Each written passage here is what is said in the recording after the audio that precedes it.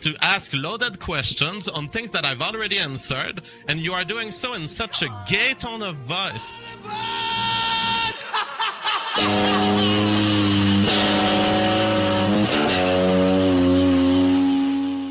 I'm calling out Satan.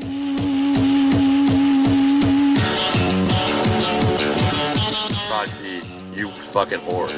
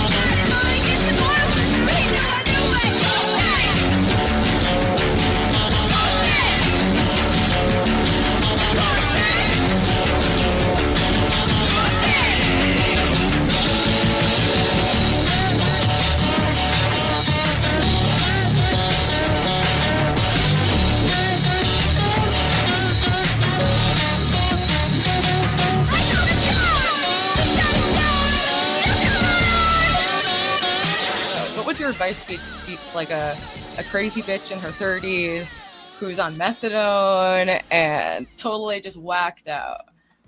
My advice, and I've said it many times, I will say it again because it applies even more here. My advice is full insemination.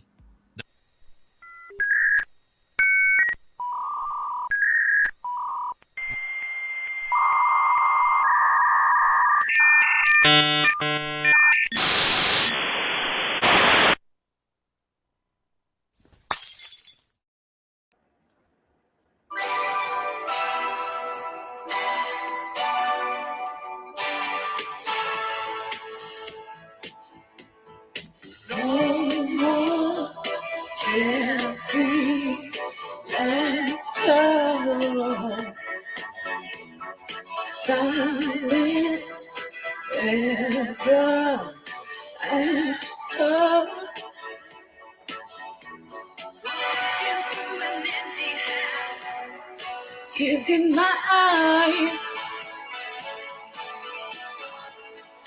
This is where the story ends. This is goodbye. Knowing me, knowing you, there is nothing we can do. We just have to face it this time. We're through. Breaking up is never easy. I know I had to go. Knowing me, knowing you, it's the best I can do.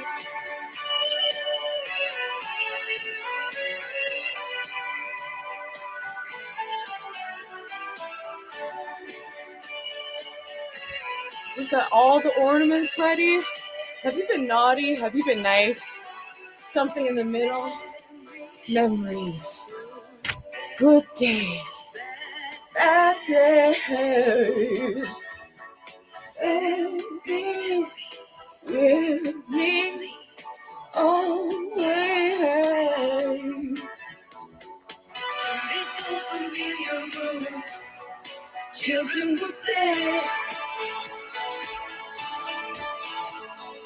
Now there's only emptiness, nothing to say.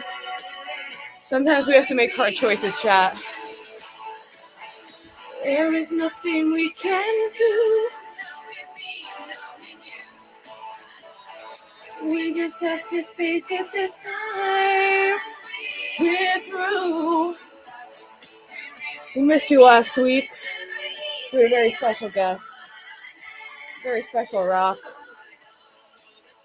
Knowing me, knowing you, it's the best I can do.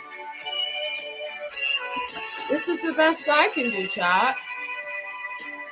Tomorrow's a big day. So, thought I would have some Bud Light to deal with the stress. Look who it is in chat, riding high with low. Let's go.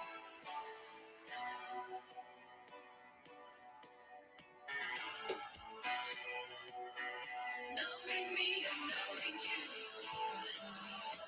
there is nothing we can do. Knowing me and knowing you, we just have to face it this time. Are we through? Are we ever really through, though? Is it really real this time? It's never easy. Knowing me, knowing you, it's the best I can do. We've got a lot of ornaments. A lot of good chatters. A lot of moderate chatters.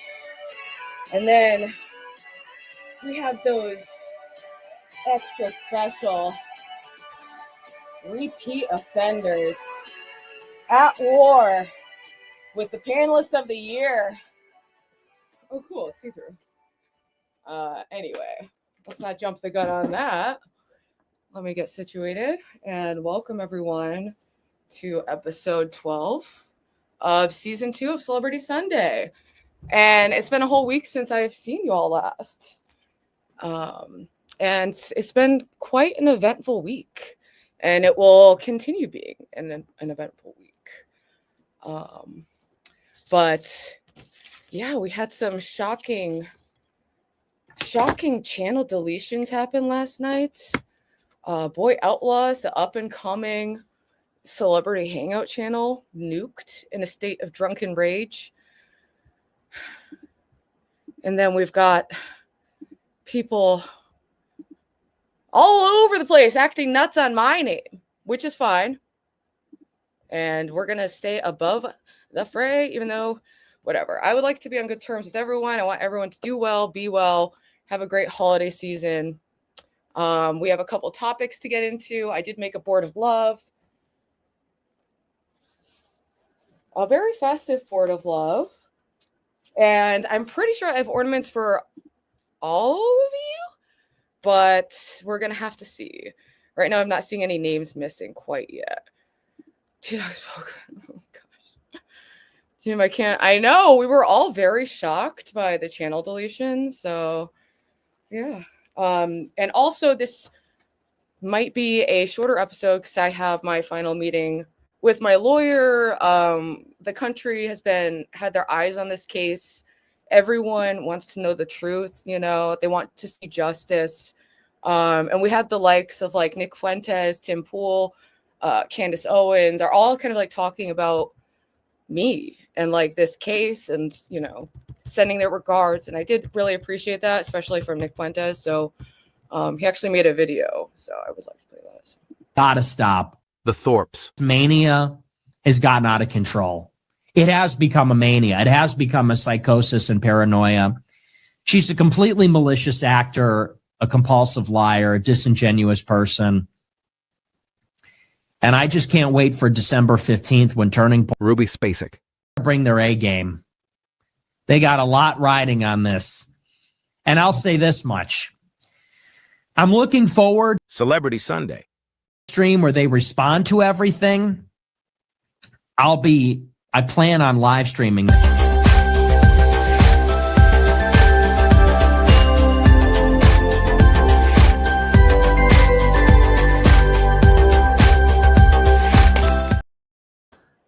So I appreciate the support has been pretty universal, especially among celebrities and people of the upper echelons. But unfortunately, there are those who you think are upper echelon and then they fall so far.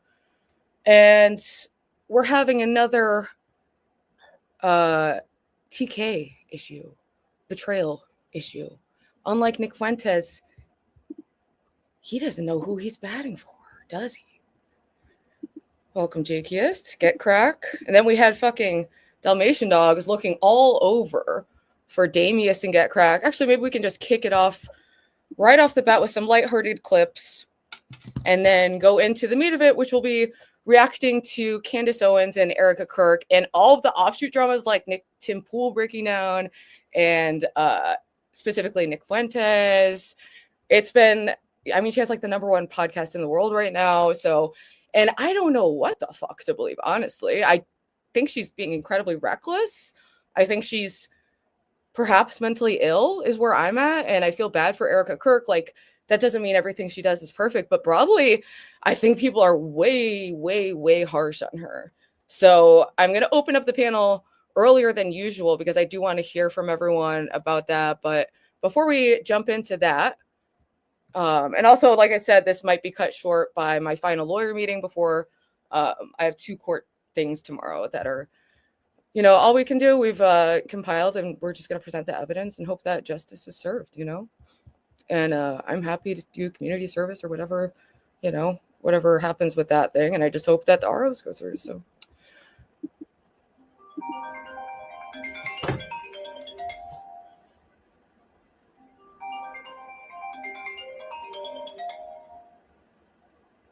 Hello?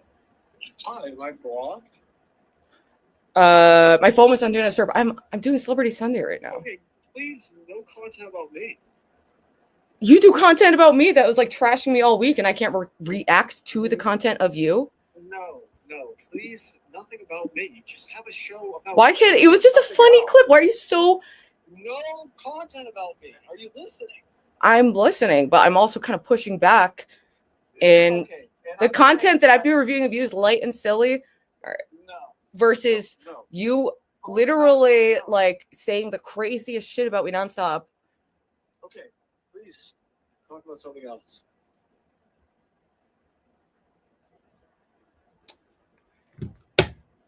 Anyway.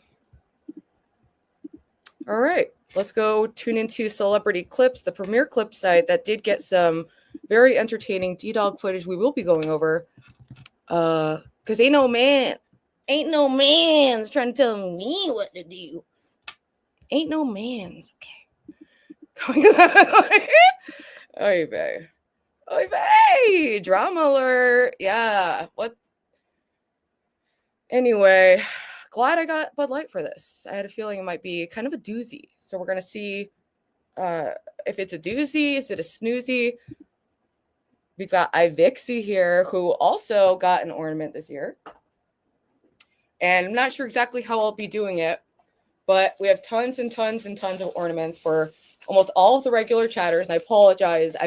We'll just blank out on the most obvious people sometimes. So if I missed anyone, I will make you one. Oh. Here. So someone tell BB to... And then we've got BoyOutlaws, aka Jim, aka Jim at the gym. Here, wait, chat. Let's play a game. Let me get a little closer for this. Ow. Let's play a game. I'm gonna mouth something, and if you know what I'm mouthing, don't like. Well, the people who know, please don't give it away because I do want like an unbiased sample of this. And this is pretty niche intel, but I know some of you are aware of the story. I just want to mouth something and see what you receive as the message from that.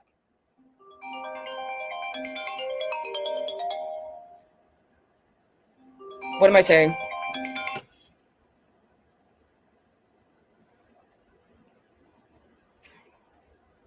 Yeah, my phone's on. Do not skip your content about me. No content about me. Dude, that's not how it works when you make content about me. All right, you're the one who crossed that bridge in a gnarly way. I was just going to play some lighthearted content of you trying to get people to pay you to open Pokemon cards. That's totally different than the content you've been doing on my name. So,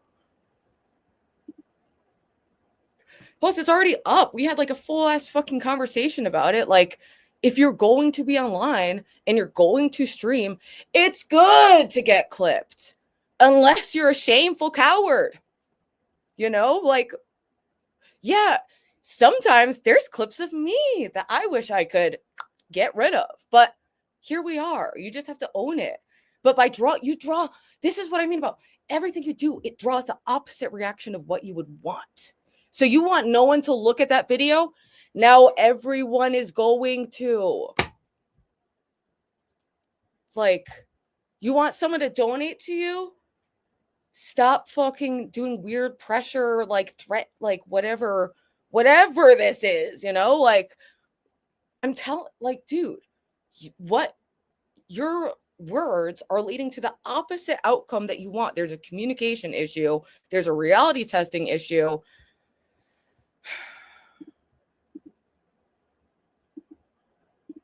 Keep bringing. No, he's. Anyway.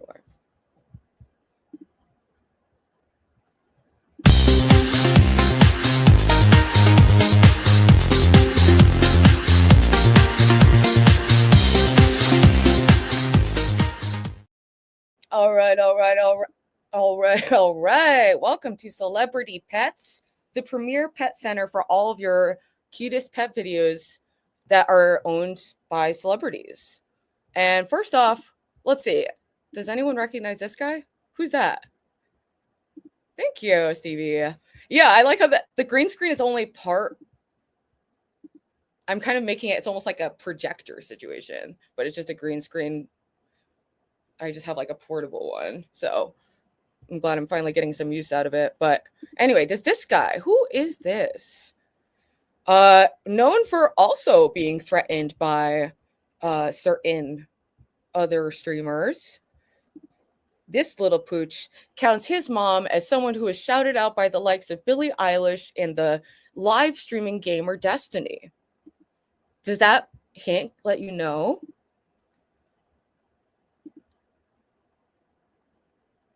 What? He doesn't. Oh my God, that's not true. He's just. Oh, is he trying to use me as a way to say no? Because I told him to go for it if he wants to. Jeez, man. Anyway, who the fuck is this dog? Thank you, Gobble D. Oh, and NDR or RDN. Spoon, Lalo's new girl. Yeah. Yeah. Spoon also famously locked lips with Sector Weirdo and Damius Slut Lalo, also known for having multiple SA accusations by him from very cuckoo bitches. Anyway, yes, that's Spoon. Now, let's see. Coming up, also shouted out by the live streamer Destiny, we have Lauren Southern with what I thought was an AI cat, but I think it's real now. Am I stupid? Like, is she known to have this cat? Now I'm questioning it again. That'd be a weird, like, psyop to do. Like, oh, I have a fake cat. Like,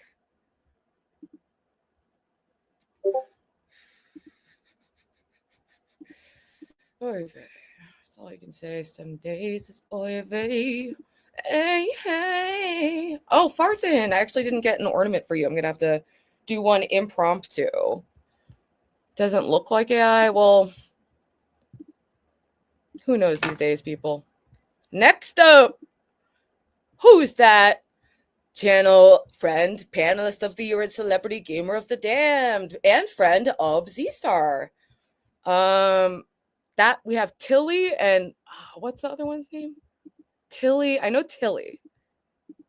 Good question. Also, we've got Patricia in the house, who I also made an ornament for. Got pretty much everyone but Farzan, which is like, I hope you don't feel left out or anything that I did one for literally every single person but you.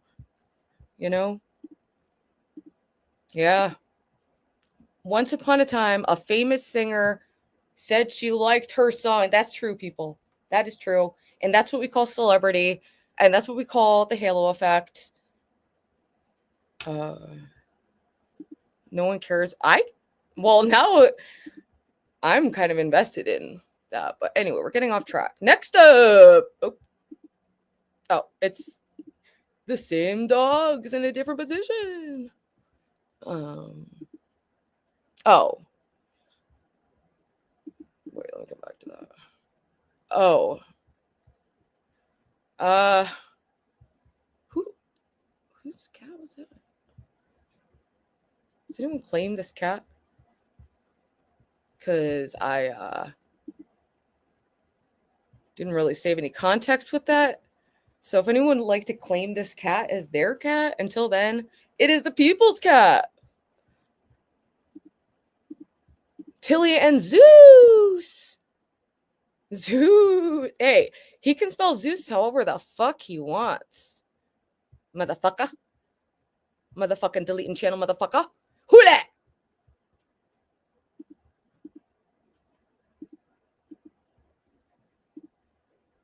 All right, we've got multiple people claiming the cat, but can we cut to the chase? We've got Umbreon, famous panel dog, and the cash cow of Radical Coda. We've got Naptown in the house, who also has an ornament, but what he doesn't have, or we don't know yet, is if he's secured on the naughty or nice list. You know, is he a good person, a bad person? We're gonna find out today, people. I will be ranking all of you, and you could basically count this as a ticket to heaven or hell. So that's just the way I'm doing it. So all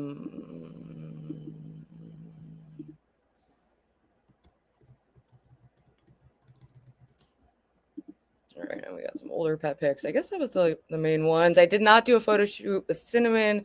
I got a little sidetracked doing some last minute ornaments and dealing with the broken laundry situation, which I apologize. It was quite a bit later than usual. But I keep forgetting that my laundry machine does not really work. Anyway, thank you for everyone, and stay tuned for next week's Celebrity Pets. You can send your pet picture in on Discord or on Twitter. So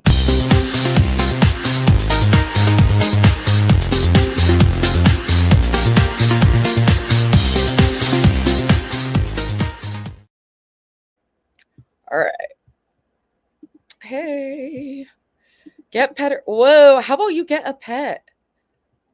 Poor little monkey. Whoever you is. Rank me. Don't worry, you're in the mix. I will say this. There's two lows, okay? There's the low that we all know is going to heaven, that we all know because she's a celebrity. And then we have LO3 Dev Trader. Dev Trader. So, oh, we have a kinetic hell one too. Absolutely. Oh.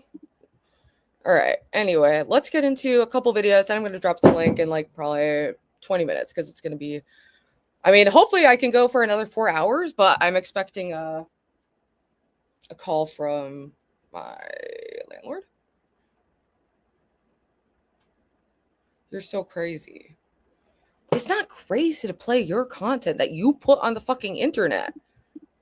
Thanks for reminding me, actually.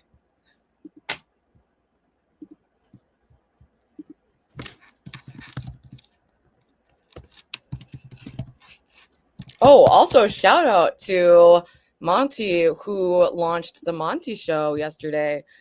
It was a booming success, and I saw a lot of people hopping on and off panel, and she has the energy and charisma to carry a show. So I'm really excited to see where she takes it, what direction she goes in. But hopefully OPC Don just gives her the channel. Just give her the channel. Oh, and here's when Jim said he's more of a Tigger than an Eeyore, but let's get to the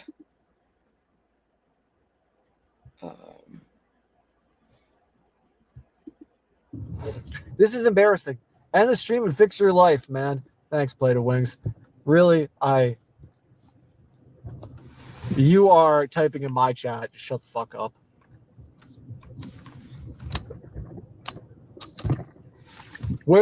Find one of the two wealthy people, or the stream is over. Two wealthy people. Where we need Damius. We need Damius. Nobody needs. Sounds like a bad deal. Corpse. It's very, very normal on YouTube for people to open packs that other people buy. They buy They buy them, and then the streamer opens them and then mails them to the person that bought them. That's how it works, literally. Sounds like a crap deal. It's a very good deal, actually. Damius is lucky I'm even offering him this. It's good for content. If we got a good Ddog, and if the reason I clipped this isn't like to be a hater, it's for like comedic reasons, and also just to like kind of draw attention to the fact that that doesn't work. You're not like, you don't have, you can't just demand payment. You can't just demand me not look at this totally benign video, especially when you've been yapping up a storm about me all over the place. You know, that's not how it works. But yeah, you can't just like pressure. And also, what's this? The too wealthy? What are you talking about? Like the two, like, just make consistent content, and if people like it, they will donate to it. You know, I don't know. I thought it was comedic, but now like he's like telling me I can't review this clip that's totally fucking benign. So I'm doing it. poll, it would be insane. They're lucky I'm even offering them to open fucking Pokemon cards for these motherfuckers. I'm offering to open Pokemon packs for wealthy people. I just don't know that there's like a big demand for that, you know? And also, like, from Damius, aka the one who bribed Lalo to like confront me IRL, did we forget about that? Like, why the fuck do you need that, dude? He's a fucking weirdo. He just wants you to humiliate yourself. Like, he has like a weird control humiliation fetish. I mean, maybe that is what you want from him. But, and I say this often, it's like I wish he was more reality based. We had more like shared reality.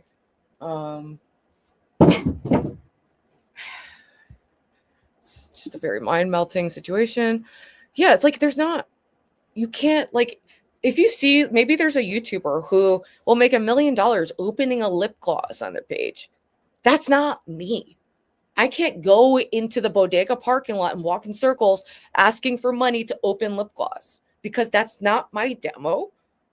First off, that's not the content I do. And on top of that, it's weird to kind of like be pushy about that. And no donor likes that. So anyway. I hope Dalmatian is doing well. I didn't want to like super upset him. Dalmatian said there's a good guy that he couldn't like him because he said so. I know he struggles understanding certain just basic social stuff. I mean, to me, it just strikes me as like pathetic, you know, to be. And it's like, I wouldn't even be coming at him for that if he didn't come at me so hard for it. But it's like, you say you're so wealthy and I'm so broke, yet who's literally begging like a fucking crackhead? You know? Who is doing that? Not me.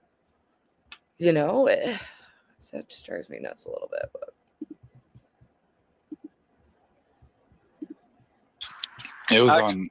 it was definitely on an alcoholic beverage, I'll tell you that much. Jim, I thought you said you took 4 months off of drinking. Or you took many months off of drinking? It was about 2 months. that's the other thing is like, he says he's leaving YouTube forever. Like, his words don't stay attached to like any meaning. So it's like, it's just, what do you do with that? Like,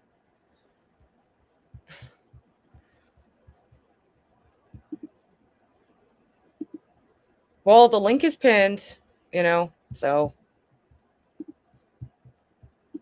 So are you just like some raging you're like a raging incel drinking yourself to death. And these are harsh words, but actually, you know, sometimes people need tough love, and we all want to see Jim do well. And it does seem like he's been fairly down, and I don't know.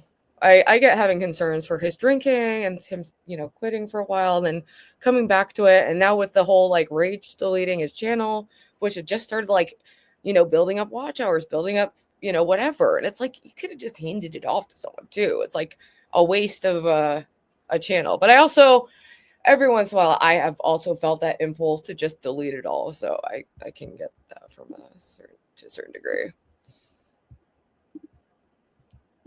Welcome. Oh, hello. Hello. How's it How going? did I get in here? I don't know. I was taking a wrong turn somewhere, but Essentially. watching this. But we don't have to torture Ddog. Whatever. I did. There's No. another thing here, and this is about understanding like splitting, which is a behavior. If you recall the last episode of Celebrity Sunday, we were reviewing the phone call between the Beeps and Lav. And you saw like a lot of devaluing behavior and switching up and just bizarre projections. And it was such an interesting psychological event, you know, but this kind of can help people understand where other people are coming from.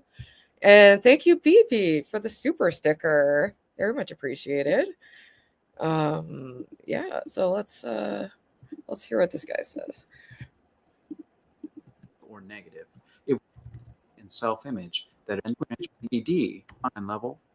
Well, remember, in borderline organizations, the person's core conflicts and preoccupations dominate the personality. In NPD, this means that all or most of the person's perceptions, thoughts, feelings, and behaviors will in some way be about self-image and self-esteem. Borderline organization is also marked by internal instability, so the individual's self-image may be widely variable, moving unpredictably from the heights of grandiosity to the depths of shame and self-loathing. The period or frequency of these transitions varies from person to person, but all individuals with NPD organized at this level experience extremes in self-image that are distorted, yes, but that also retain some connection to reality. A smart person may consider themselves to be a genius. An attractive person may think of themselves as runway model material.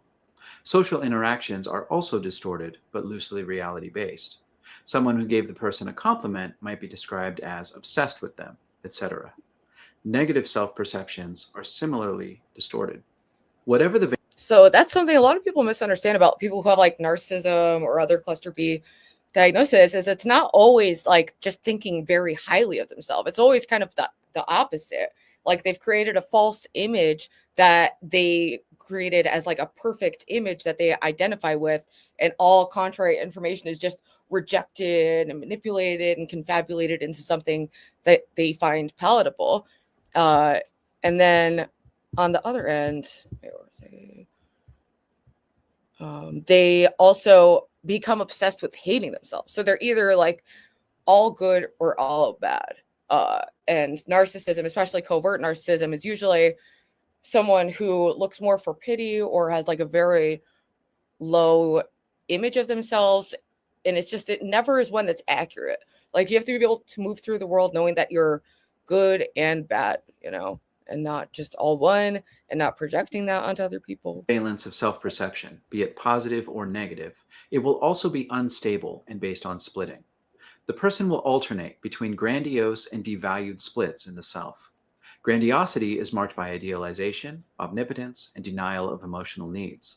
The person may experience soaring self-esteem, expansive attitudes and behaviors, feelings of superiority, or omnibenevolence.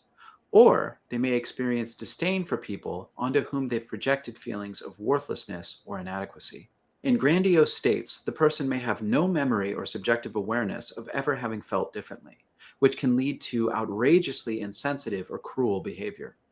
The subjective dissociation from any and all vulnerability or emotional need make it difficult for individuals in grandiose states to empathize with other people or to offer a sincere apology for their actions. It really is hard to overstate the euphoria of grandiosity in borderline level NPD.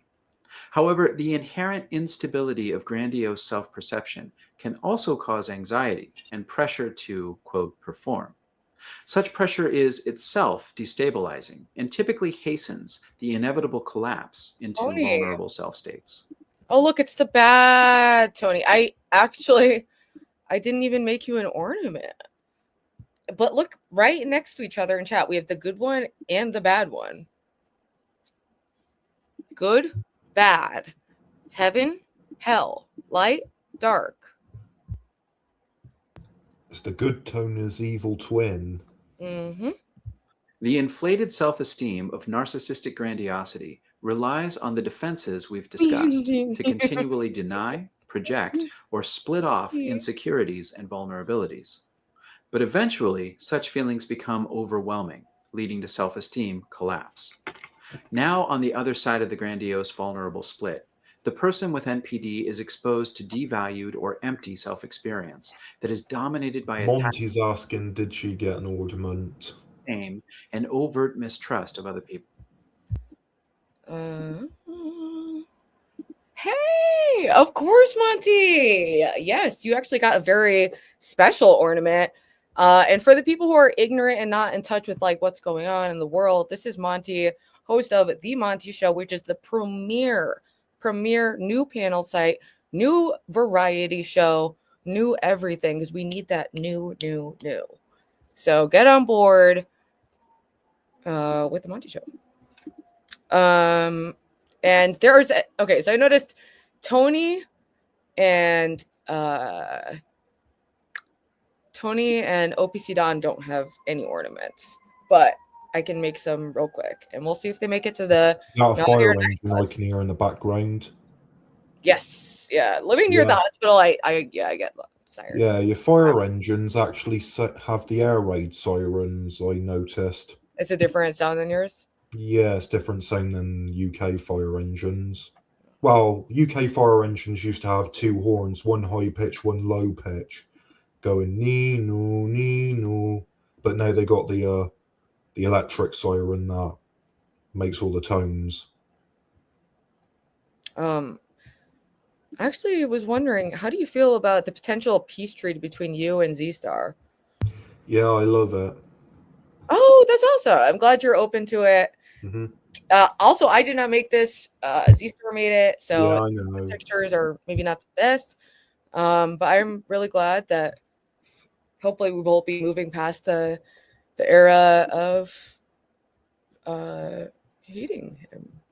So that would be great. Feelings of inadequacy, insecurity, and social anxiety become prominent. They may also experience illness anxiety, paranoia, panic attacks, and depression. The collapse into vulnerability is made worse by the pressure that the individual feels to get back to the grandiose self-experience. They may feel as though they've somehow lost their, quote, real self, even though what they're experiencing in collapse is simply the other side of the coin. Vulnerability in NPD can involve hopeless, empty, agonizing states of mind. Those around the individual often notice the stark contrast between vulnerable and grandiose states, but the individual themselves may not notice. They may deny or minimize the differences, failing to recognize the obvious cycles of self-esteem inflation and self-esteem collapse. Yeah, it's unfortunately many people who do have like narcissistic or cluster B personality disorders, their inability to reality test makes it so they never really seek help because they just view themselves as the only sane, smart person, just surrounded by, people who are dumb. But I do have, I think all the ornaments are pretty much done.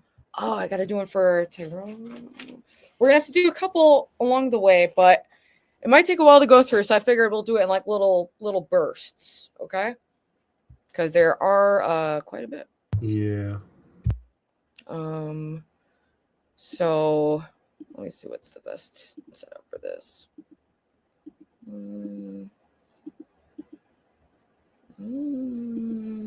Whatever, this is fine. Or wait, no, I'm gonna do it full screen me so that I can you're still on gamer, but yeah, I know. So people can see the ornaments. I just realized that would probably make more sense. And let me put on some festivity music. Some reason your camera was frozen then. Mine was?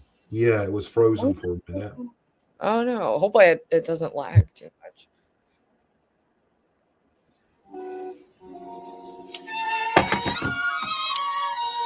It's that season, people.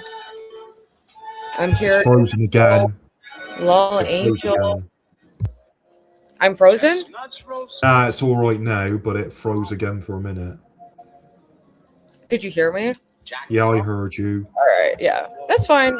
As long as people can hear me, I don't, it's fine if the camera stops for a minute. But yes, chat, it is that time of the year where we all gather around the fireplace to talk about who's good and who's bad, Who deserves a present? Who deserves a lump of coal?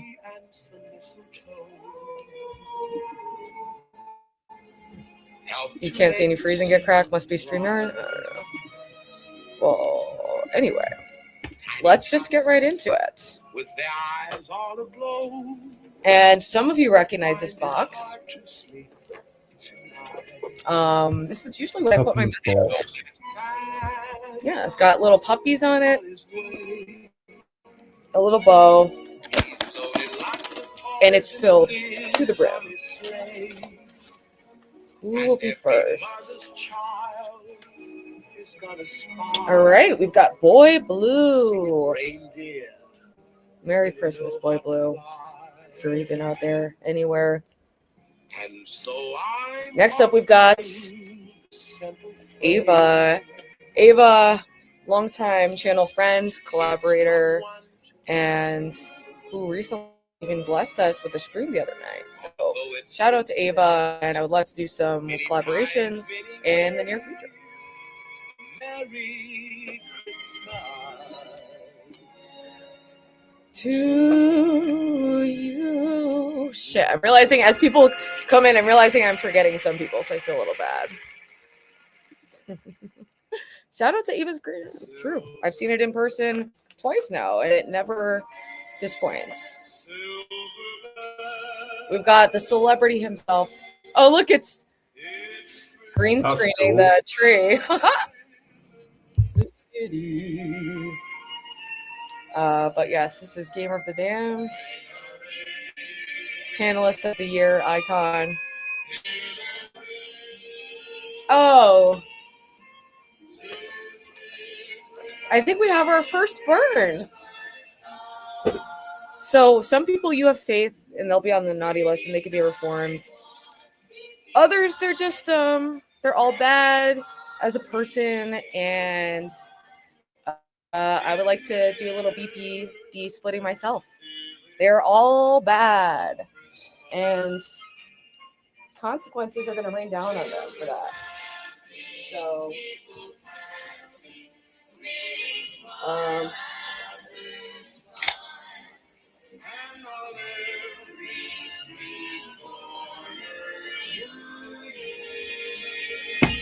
so basically the only way to avoid this burning would really be to just kind of denounce everything you've ever said and just start new. So Killer Tony, also known as the Bad Tony. Do you have anything you'd like to share with the audience right now? Now would be your chance. So you've got a couple seconds for this.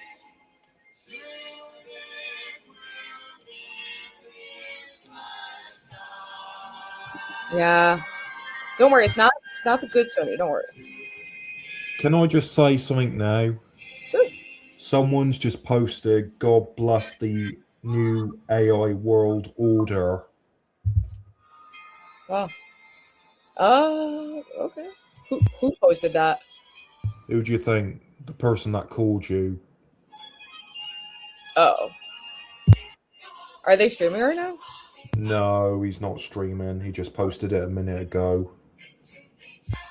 Yeah, I don't know. We had actually talked, and he mentioned that if we had kids ever, he would want them to have the letters AI in their name, and to be very connected to AI. So just normal, whatever. Just the normal. Anyway, so it doesn't look like this person's ready to apologize. And that's fine. But the ornament will not be fine. So I do have a little thing of water. We're gonna try not to set off the fire alarms, but yeah, Tony, do better, be better, and we all thought I've had kids have it, dude. Yeah, it's gonna be brutal. Anyway, yeah, Killer Tony. Wow, he's so badass. He's a killer with ones. Say bye-bye.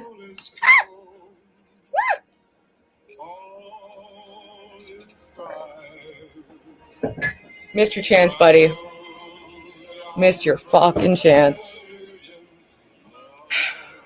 Back to everyone else. Now I have someone who's definitely not going to get burned, and that is Monty. Also, oh no, these are green dots, but it's green screen, so they're like coming in as clear, which is funny. But yeah, Monty. Merry Christmas. Congrats on the new show. If you're still here, actually let us know, what is the schedule looking like? Are we going to be doing a weekly thing, a bi-monthly, every now and then? What do the people have to look forward to? Monty.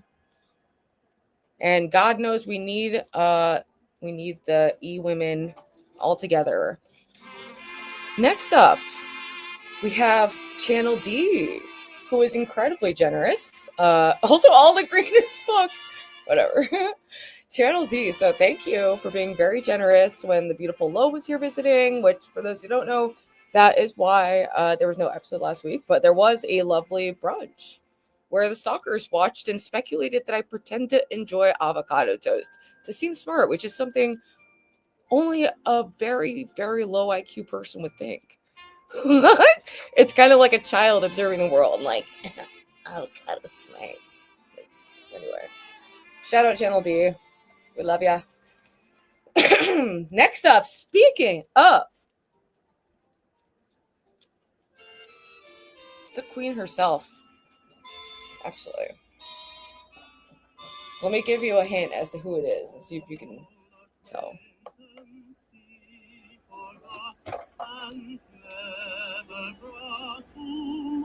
The next chatter was with me and got a matching stuffed animal like this. Mine's an axolotl and theirs is a water bear. Who is that person? You're obviously faking to seem smart, dancer. I know. Hype for jail. Get hype for jail tomorrow. I forgot about that.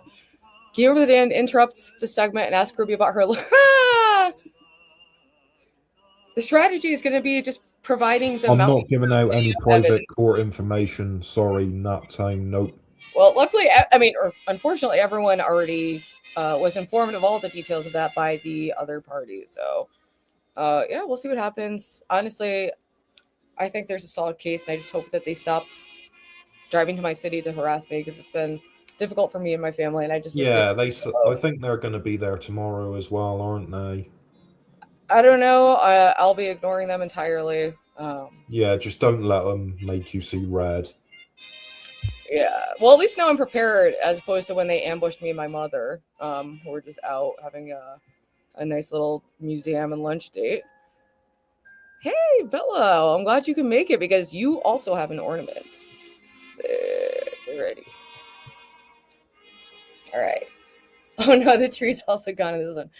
Riding high with low, the beautiful LOL angel, LOL snow angel, who flew to New Haven and was an amazing guest. And I love just hanging out with her and watching stupid YouTube and smoking weed, and just we're on the same vibe. And she's an amazing bitch, and much love for riding high with low.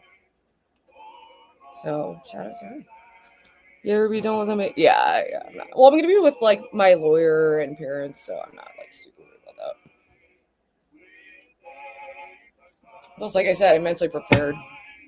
It's not gonna be as like surprising where I'm just gonna like have some weird reaction, which I know they're dying for, because I mean it's just sad. Yeah, they would do anything to get a reaction out of you. Yeah, they really don't care. Oh, Tommy King 3783 in chat. Hey, oh, thank you, dancer, and thank you for being a member for 2 months. And yeah, I mean, I trust my lawyers. They've done a good job. We've gone through just like tons and tons and tons and tons of clips that all support all my claims. And yeah, I just want to be left alone. I don't know why it's gotten to this point, but that would be awesome. You know, if we could all just move on with our lives. It's just gotten really ridiculous. Anyway, I think this is a fake Tommy King, but which is Yeah. a modern spiritual practice. Burn objects primarily for symbolic purposes and rituals and spells, using fire as a tool. Yeah, I'm not doing witchcraft. It's just a symbolic burning, as in like you're burned from my life forever. So, speaking of burned from my life forever, we're talking concrete guns. Where's the axes? Where's the stalkers? Bitch! Where's the fucking little weirdo chewing tobacco shit all you white trash bitches do these days? I want to get nicotine poisoning, bitch.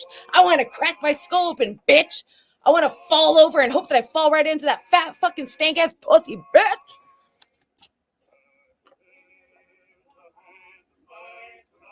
Yeah. Threaten me with rabbits?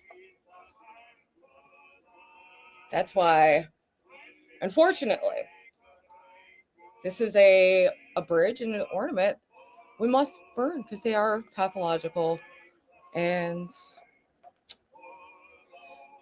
even though they are, you know, not the worst of all ever, the reign of terror is over.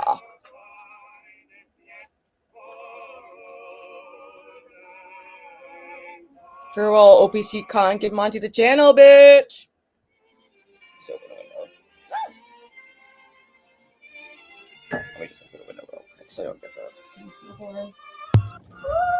And that's also what he gets for bringing a firearm with him when he was.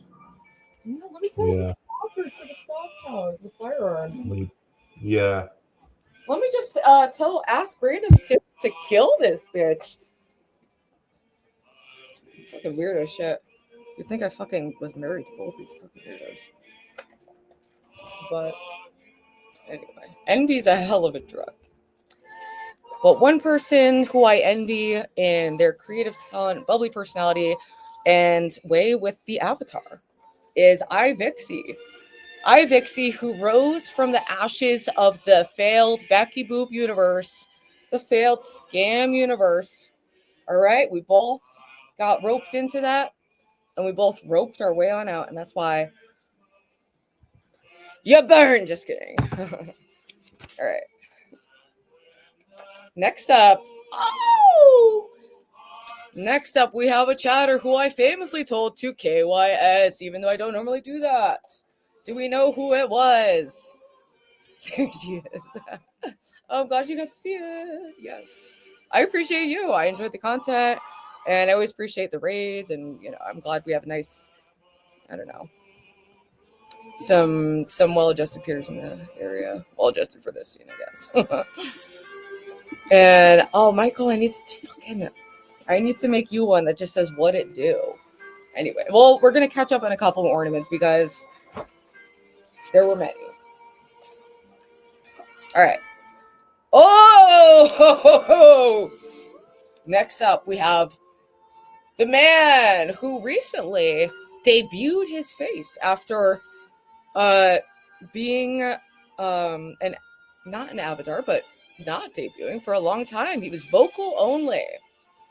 And then one day on the season finale or premiere of this season, I forget, he showed up, full video, full audio, longtime channel supporter, and always has the coolest, weird little niche clips to watch that we all enjoy, and has been a consistent, positive presence to the channel. So shout out to Stevie. Also, since it's green, I guess there's really no, yeah. Anyway, Merry Christmas. Thank you so much to Patricia for the $10 dono. Very much appreciated. And you definitely have a cute ornament that will be coming up in the near future. But this reminds me, let me fly a little banner because I'm going to have a policy too. If anyone wants to kick someone from the panel, they can do so via money. It's the new idea. Let me just get this little bitch going. Ruby, if I left out of the net, here's how you do. All right. Anyway, Next up. Oh, wait, did I announce this or did I just move on to the next one? Anyway, Distinction, also known as D-Stinky by many for his stank-ass attitude. But he does come through with the zingers from time to time. And he is a great archivist and historian of the human anomaly, half man, half animal, half alcoholic, Jeremy Peterson. So,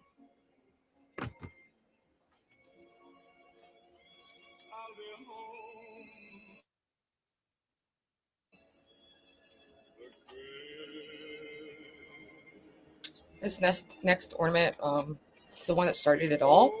We've been on a wild journey of lies, betrayal, picking teams, hating on gamer, getting burned, bringing up rock, getting burned again. We've got Z-Star. Z-Star, the premier chatter who's behaved badly at times. But that's okay. That's okay, because we can turn that frown upside down. That's right. Z-Star, you are safe from burning due to your last-minute efforts to reconcile with Gamer. We do appreciate that.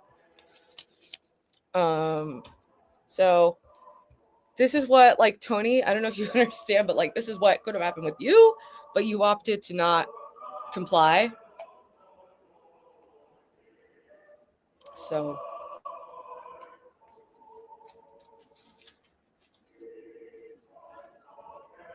Oh, speaking of Tonys, got Tony Macaroni 420, which is what time this show starts at every week. Shout out to Tony Macaroni, a solid guy bringing some, like, glory to the name of Tony instead of just shame and, like, you know, all that kind of feelings. So thank you, Tony Macaroni 420. We love it. Exactly. We are here for the redemption arcs. And I believe that we can build back better. I believe we can build back better. Next up, we've got his name. Whatever. Anyway, Cool Chatter, is the pick old or is it new? Why are they targeted with these questions? We've got Fergus, whose ornament is also being affected by the green screen. Fergus, very popular chatter who was accidentally banned. I should check my ban list. Oh, let me check my ban list too. Well, whatever. It doesn't seem like anyone unusual is banned, just to be safe. Let's see. These are management.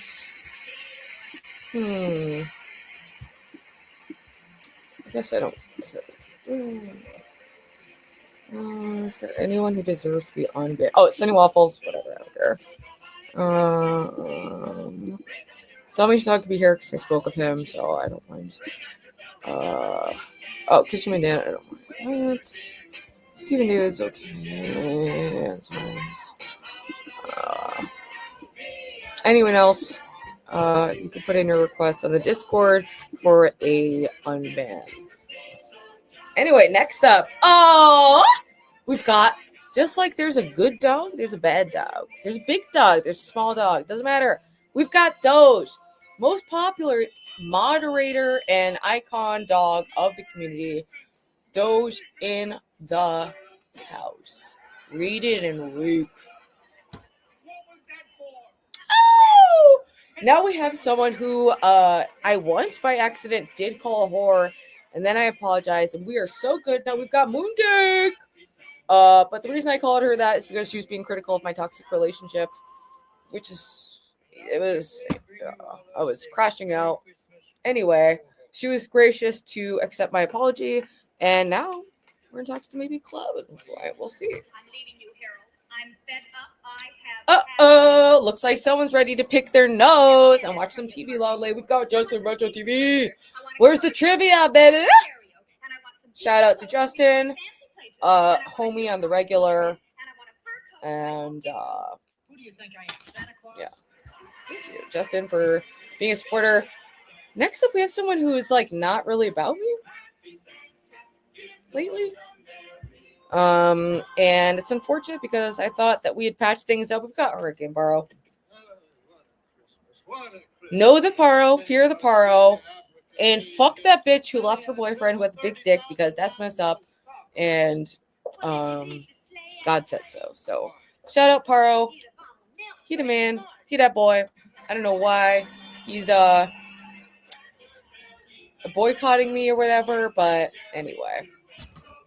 Next up, we've got Chatter, who has a great taste in music and is a regular Chatter supporter, channel friend. We've got Dancing on the Sun, also impacted by green screen, but Dancing on the Sun, musical genius, channel friend. What more could you ask for? Did OBCC miss something? Was he the only one? Oh wait, no, there's been two. Also, there's a couple last minute ornaments I'm gonna have to do. There's 2 ashes in that cup. One of them is OPC. Yeah. Sorry, OPC, but you didn't have to drive to my city with concrete guns to my little brother's job to harass me and my family with the weirdo incest bitch. You didn't have to, but you did. And there's always a way back. And honestly, I mean, you know, he's never been particularly bad to me at all, you know, but we do have concerns over the concrete guns, okay? And what's going on with all that? And also, brother, like, you could not be more humiliated and pathetic all the fucking time. She spits on you and you laugh it up. Anyway, next up we have Milko, high quality regular chatter. Their mood color is the color blue, and they bring a great chat energy, and we are here for that. Is OPC Don gonna get subpoena? Who knows how things will go, honestly. We don't know what's in the future. But we do know that Kevin Sprague, I think is how you say. Anyway, cool name. Kevin Sprague randomly donated $1,000 to me once, which is mind-boggling. And then sent another $500 when Lo was here. With no requests or anything, just being a baller. So shout out to him.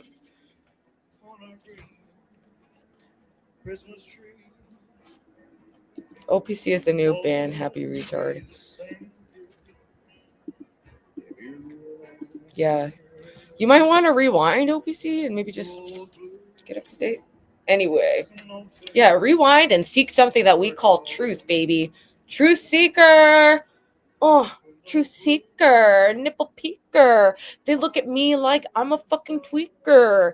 I'm on downers, not a frowner. Looking like these stinky fucking ornament. It's sour. He's on fire. Life denier. Nothing affirming about this bitch. He's fucking fire. Oh. Truth seeker. Knows. That's the full name. Next up, we have an ornament that's very special to my heart. And that is for my sweet little baby, full-grown adult hamster named Cinnamon. So this is Cinnamon's ornament. He is available for a non-negotiable fee to accept the ornament in person, but anyway, he does have an emoji. iVixie got the memo and is already posting it. So let's get some Cinnamons in the chat for Cinnamon.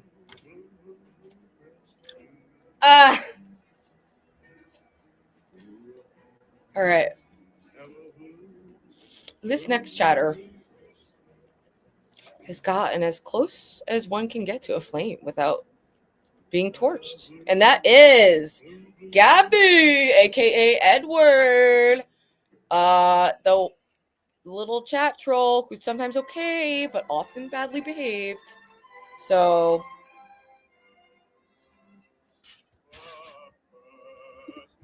Oh, really, Kevin? Oh, that's why you said Tesla. Yeah, I mean, I'm totally down to do that. I was wondering what the. Oh, he's totally down for that. Yeah, Gabby. Those who know, and they remember. Next up. Oh, they're actually in chat right now, and that is Native Cutie. Will they be burned? Will they be turned?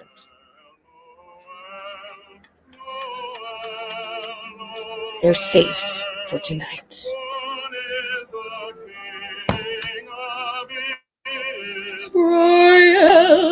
Next up, we have someone who is not really a channel friend yet, but I did go on their panel the other day while I was making ornaments, so I felt it only appropriate to also make them an ornament. That is Jack Talcott. And thank you for having me on panel. Shout out to him. Trying to bring some positive vibes to a negative space. Let's get it. Now we have Dinosaur. Chat name that I didn't super recognize, actually, but they did give $5 and ask for a Triceratops, so here you are. No. All right, next up. Wait, let me do it. I should be like picking out ones that I know are like already here. Oh! Next up, we've got Melanie. Boom, she's for the bitches. Boom, she's for the tea. She's always fucking friendly and she does not have a bad knee. She's not lacking in balls. Her brain is not so small. Her titties bouncing around and then they act like they might fall, but they fucking never would. Anyway, Melanie, thank you. Blossoming channel friend.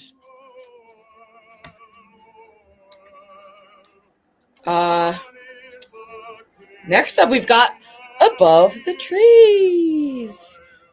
Someone who could be a turncoat, we're not sure. But they do bring the fire in the chat. So. But let's take an intermission, because this has been a lot of that. Let's take an intermission, because I also have to draw a couple more. And we'll move on to the next clip. And that is...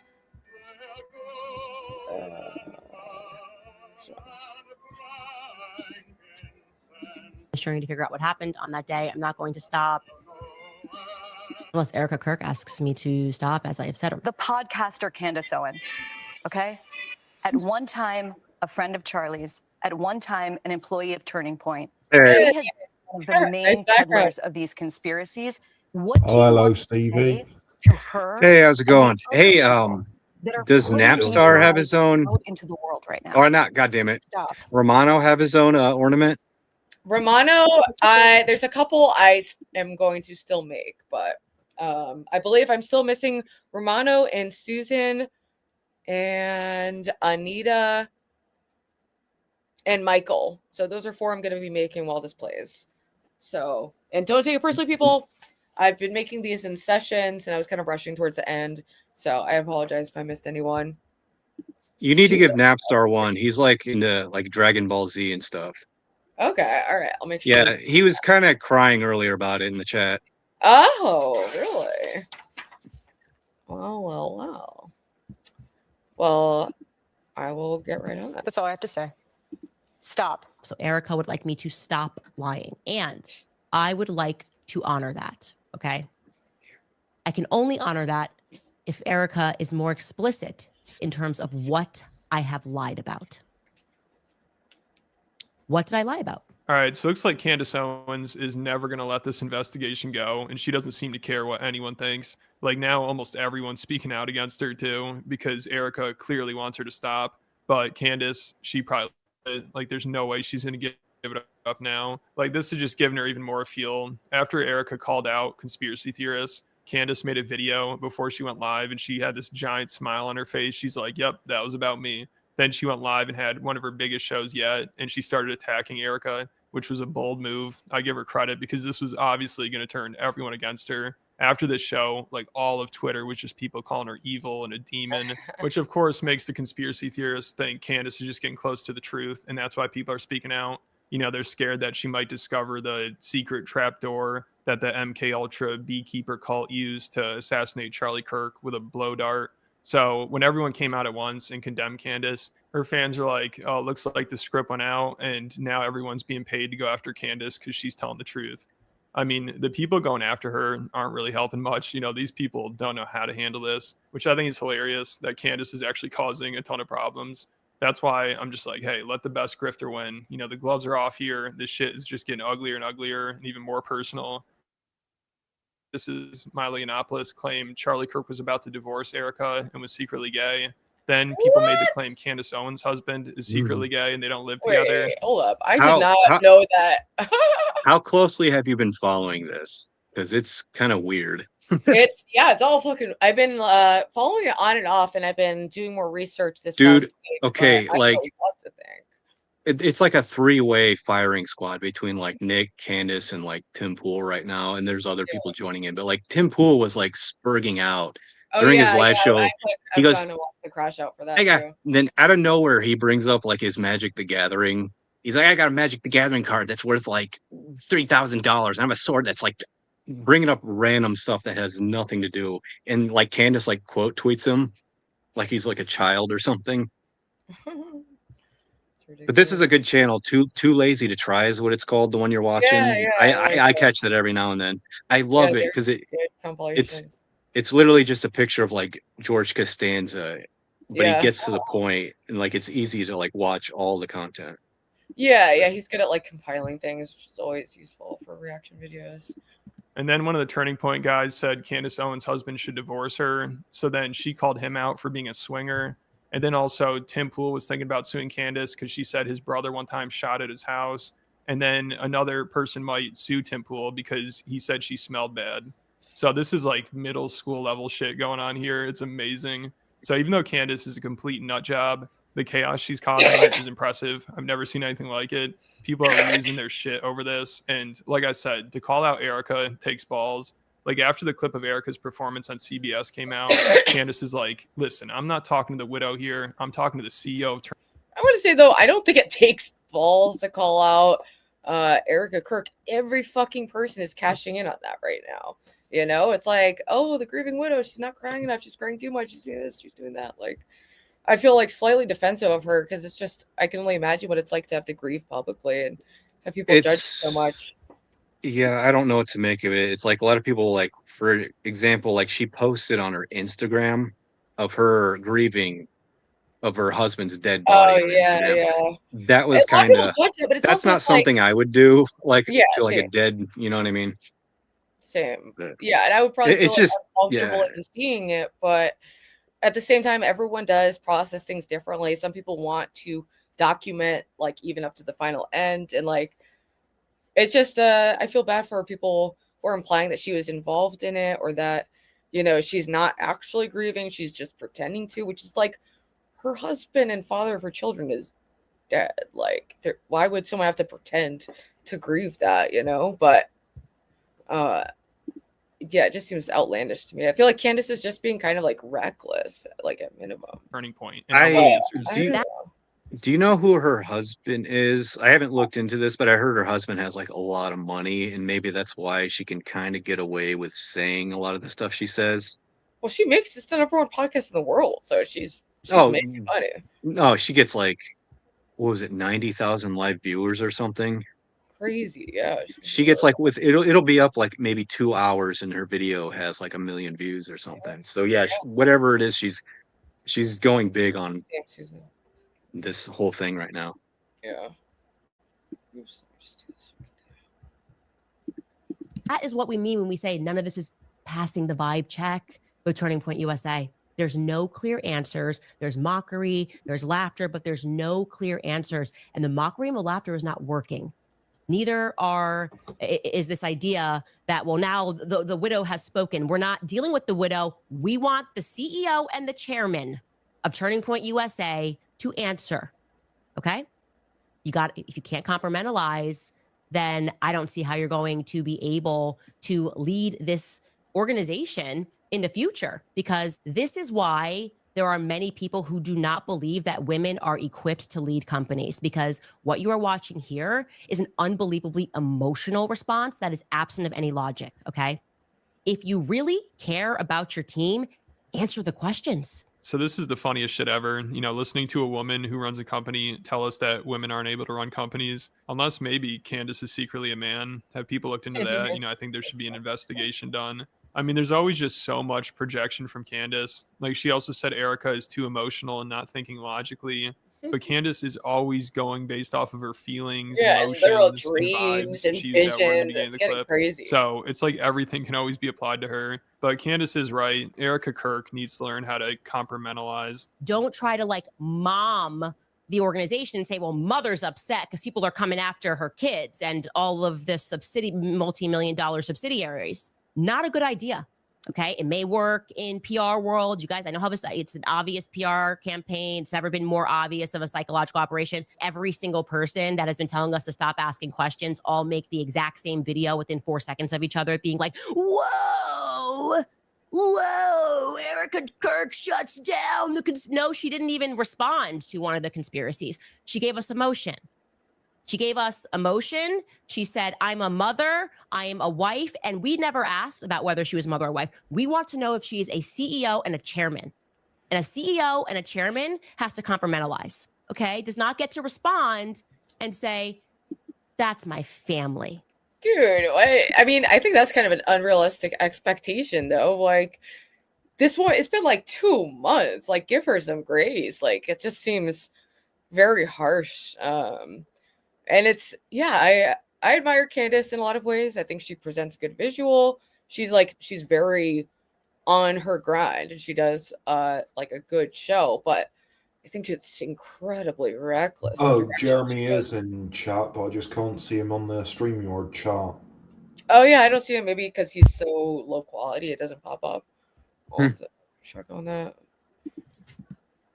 Okay, that's the energy of what I would expect from a mother. So Candace is basically like, you can't just play the grieving widow card or the I'm just a mom and a woman card when you're the CEO of a massive company and you're making all these media appearances, which she does have a point there. I mean, I don't think Erika needs to respond to Candace's demands or anything, but it's hard to take someone seriously when they're like, we just want privacy, please stop talking about our company while you're doing a publicity tour. You know, and people are also like, well, this is his grieving wife. Her husband just died. So it's tough for her, which I understand. But if that's the case, maybe she should get out of the spotlight and spend some time privately grieving. I mean, ever since Charlie got assassinated, she's been making media appearances nonstop, which a lot of people think is strange and they're put off by it. And it's obviously that. I also kind of disagree with that judgment, because it's like everyone handles things differently. And one thing that provides people a lot of comfort is feeling like they're protecting the person's name. They're honoring the person's name. They're carrying on their legacy. They're desperately clawing at ways to keep them alive. Part of that way is by talking about it. Other people want an extreme amount of privacy. And I can get the criticism if her messaging is confused by doing so much media while also asking for privacy, and why that's sending like a mixed signal. If she's like a CEO, I get that. But like, I just don't think she's done anything that crazy, like to warrant like Candace's suspicions towards her. It just seems excessive to me. only feeling the conspiracy theories. Also, I didn't realize this, but people at Turning Point still go live on Charlie Kirk's personal Twitter account every day in his studio, and they still post to his personal YouTube channel, which is just a bad look. I mean, I'm not even a fan of his, but when I go to his channel, I'd like to see his videos. Yeah, I agree. That's really, I don't know. Like, on one hand, you get like carry on the legacy, but like his personal channel, like carry on Turning Point, you could do that. I get that, but like on his personal channel, I found that a little bit odd too. And like, I don't envy their position, but it's like, I don't know. Not a bunch of slop garbage his friends cranked out after he died. Like, now his Twitter account is all just live streams and promotions, and you have to scroll way down to even see his actual tweets. But maybe this is what he would have wanted. I don't know. Either way, though, people are just put off by it. Like, the streams and videos, they don't get many views. And usually the top comments are negative, and people are like, dude, please delete these. Just let this be a memorial for Charlie. So I understand Turning Point's in a tough position and they're trying to figure things out, but this just comes across as strange. And it doesn't help that they basically defend this by saying they need the money, and if they don't do the show, they can't pay their employees. That also is crazy because I'm pretty sure they got like a flood of donations from, you know, post Charlie Kirk. So, and it's like they could do that from their person, like a Turning Point channel, not Charlie's channel.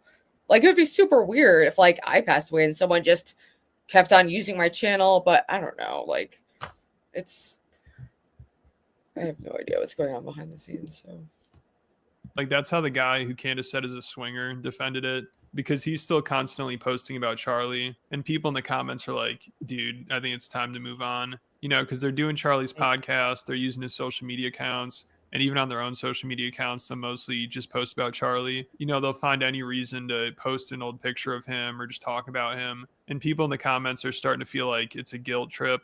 Like the other day, Tyler Boyer posted, every single day we are reminded of the loss of Charlie. No one feels it more than the Turning Point and Charlie Kirk show family. And someone commented, I'd like to push back on that.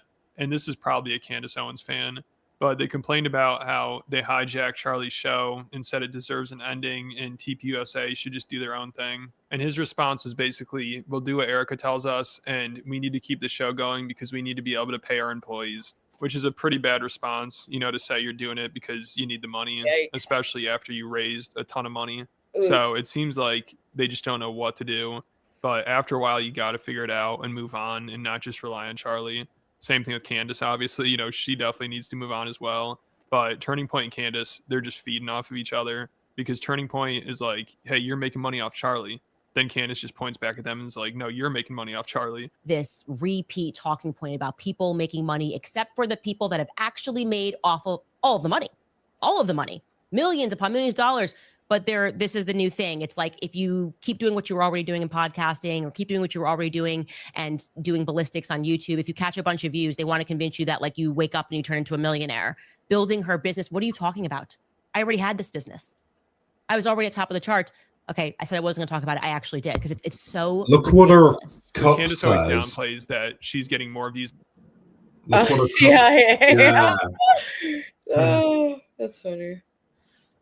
That's funny. Ever. If you look at her most popular live streams, it's all about Charlie Kirk and Bridget McCrone, but she ties those two things together. And I'd estimate she's probably making around $200,000 a show now, and probably even more. Like, in between her investigating Charlie Kirk's death, she does 4 ad reads a show, which she should be making around $30,000 to $50,000 each. She's also promoting a book and a book club she does behind a paywall, and a documentary behind a paywall. Also, she does super chats and promotes merch. And if she's monetized on YouTube, she's probably also making $10K a show from that. So she's making absolute bank off of this. It's incredible. But of course, when Candace talks about this, she seriously acts like she's only made a couple $1,000s. To that point that people are making hundreds and thousands of dollars. I just don't get how there's not someone on this very large PR team, as we're seeing these PR campaigns go out, that doesn't go, hey, maybe we should strike that. You know, like, you know, they made $40 million like 2 nights ago at Mar-a-Lago. Maybe that feels kind of a little bit like them cake-ish. Oh, and we've made more than, separately from Mar-a-Lago, Turning Point USA, since Charlie was killed, just so you guys know, this is a fact, has made more than $100 million. That is separate from the $40 million they made at Mar-a-Lago the other night. So since Charlie has died, that organization has taken in $140 million. But gosh darn you people that are making hundreds of dollars every day on YouTube.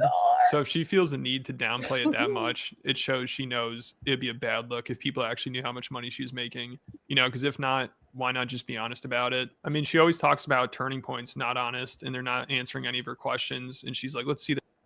All right, people, I'm making a poll. I'm curious. Is Candace onto something or crazy? I'm leaning crazy, but I'm curious what other people think. So let me. Onto something as in she's right, or onto something as in she's like being she's moving in the correct direction. No, like not opportunistic. Like she's like on the way to discovering truth or something. Is what. Yeah. It's a tough one. Maybe we should have had like a third option. The third option would definitely win if it said both or something. Or yeah, I'm just curious what the vibe is like. I guess I'm leaning towards crazy because she's been trying just to connect so many things like the French government and Bridget Macron and that whole thing just seems, and her talking about hits out on her and how she doesn't want to film with Turning Point in person because of like her thinking she's going to be assassinated. That makes me think crazy, but let's see. Oh, well, there's only 2 other votes, so let's see. We'll see how they come in. You think she deserves to see all this stuff. So if she's going to do that, then I think it's a fair question to ask how much money she's making from this. And if she wants transparency from them, then she should be transparent. Also, if this really is such a serious issue to Candace, you know, she just wants to get to the bottom of things. She's just trying to figure out who really killed Charlie Kirk, and it's really important to her. I don't know why she's doing ad reads to begin with. Like, why even waste your and your audience's time with that? But obviously, the money's just way too good. And that's the problem here. You know, Charlie Kirk died. And now these people are like crows picking at his dead carcass to get every last cent out of it. And I'm not saying everyone's a bad person that was just trying to make money off of him. You know, it makes sense that Turning Point, his own company, obviously would use this to fundraise, and his friends would report on this and talk about it. You know, obviously it's part of their job. So that makes sense. It's also just, it's part of their financial livelihood. I mean, the main guy is gone, and they're going to have to find a way to continue without him. Yeah. Stuff. But yeah, his death in some way, and how far I find this picture very relatable, by the way. It's like, are people willing to take that? Like, where is the line drawn? Like, that's what we're seeing here. You know, it's 3 months out and still people are milking it to death. And, you know, unfortunately, a lot of people Charlie was associated with are opportunists. I'm sure like just a few minutes after his death, there are a lot of people that are like, how can I make money off this? How can I make this about me? Like, the best was Rabbi Shmuley. Like, as soon as he heard Charlie Kirk got shot, he posted a video to Twitter and he's like, this is why I fear for my life every day. And Charlie was a friend to Israel, and that's why he's in danger. And okay, then the this best part is Rabbi he put a link Shmuley to guy. his own GoFundMe. Yeah, what's their deal? This Rabbi Shmuley guy is a total like whack job. Like, dude, nobody he on launched either the side. GoFundMe off, bro. Nobody on either side likes this guy. He also sells like sex toys and shit. And no, well, nothing against people selling sex toys, but like, he's, I don't know. Yikes. That's so odd. It's like, The guy during like when he does debates with people, he just goes to like ad hominem attacks the whole time. It's just the outfit. I am a snow angel today for the people who didn't know. Wow, that's crazy though. That's very bad taste. To help protect Rabbi Shmuley. So this guy is unbelievable. I mean, as soon as he hears his friend got shot, he thinks, yeah, this how stuff can I make right this all here. about myself, and how can I make money? Look at this. Look at his nose. What am I looking at? He's wearing like a prosthetic on his face. It's just, this guy is weird. Huh. Dude, there's so many just very strange people in the world. It's hard to even comment. Money from this, which I'm sure a lot of people are thinking. And even if they weren't, like the people that report on this, all their views went up, and they talked about it nonstop for a couple of weeks, which obviously that makes sense. You know, it's a big story. Of course, they're going to cover it, but there is a big incentive for them to cover it as much as possible and speculate on it and try to drag it out as long as possible. So you have to have some discipline to be like, all right, that's enough reporting on it. I don't need to drag this out any longer. I've made enough money from it. And I'm sure a lot of these influencers are looking at each other like, are we still going with this? You know, if you're going to cover it, then I'm going to cover it, because it's like FOMO. So seeing Candace shamelessly milk this thing for 3 months and make a shitload of money by promoting nonsense theories surrounding his death, I think that really made people bitter. Like Tim Pool, you know, he's always complaining about how he doesn't make enough money and how his show isn't worth it for him, especially after that Russian money dried up. So I think there's probably some jealousy there, because it is wild seeing what Candace is doing. Every day it's like, I got a new theory, I figured it out, this is the last piece of the puzzle. And then you tune in and it's just some wacky theory you can barely understand for 20 minutes. What's up, Bucket Food, and anyone in the Kick Chat? Hi. And also, if you want to hit the link, I posted it on, it's in the YouTube chat. There's a link posted for that. your cognitive dissonance is not a legitimate excuse to call people crazy. So are you team she's onto something? I'm kind of like agnostic right now.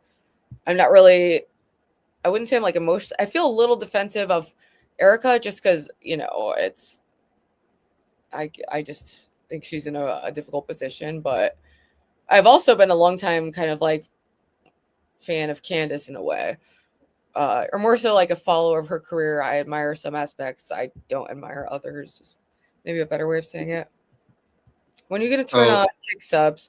Oh, I forgot about that. Yeah, I had it on, but I need to send in some ID thing. I totally forgot. Tim Pool's also been claiming like somebody shot at his house. Oh yeah, And yeah. there's been like BS. Some people are saying it's BS, but I mean, it could be, but like people are also fucking crazy. Like, and I don't know. Like a Candace things. Like I don't know. A Candace Owens fan going all the way to visit Tim Pool in like West Virginia. It's just like, well, they could be in there. I don't know. Anything's possible, but it's just. And then you think it's unlikely?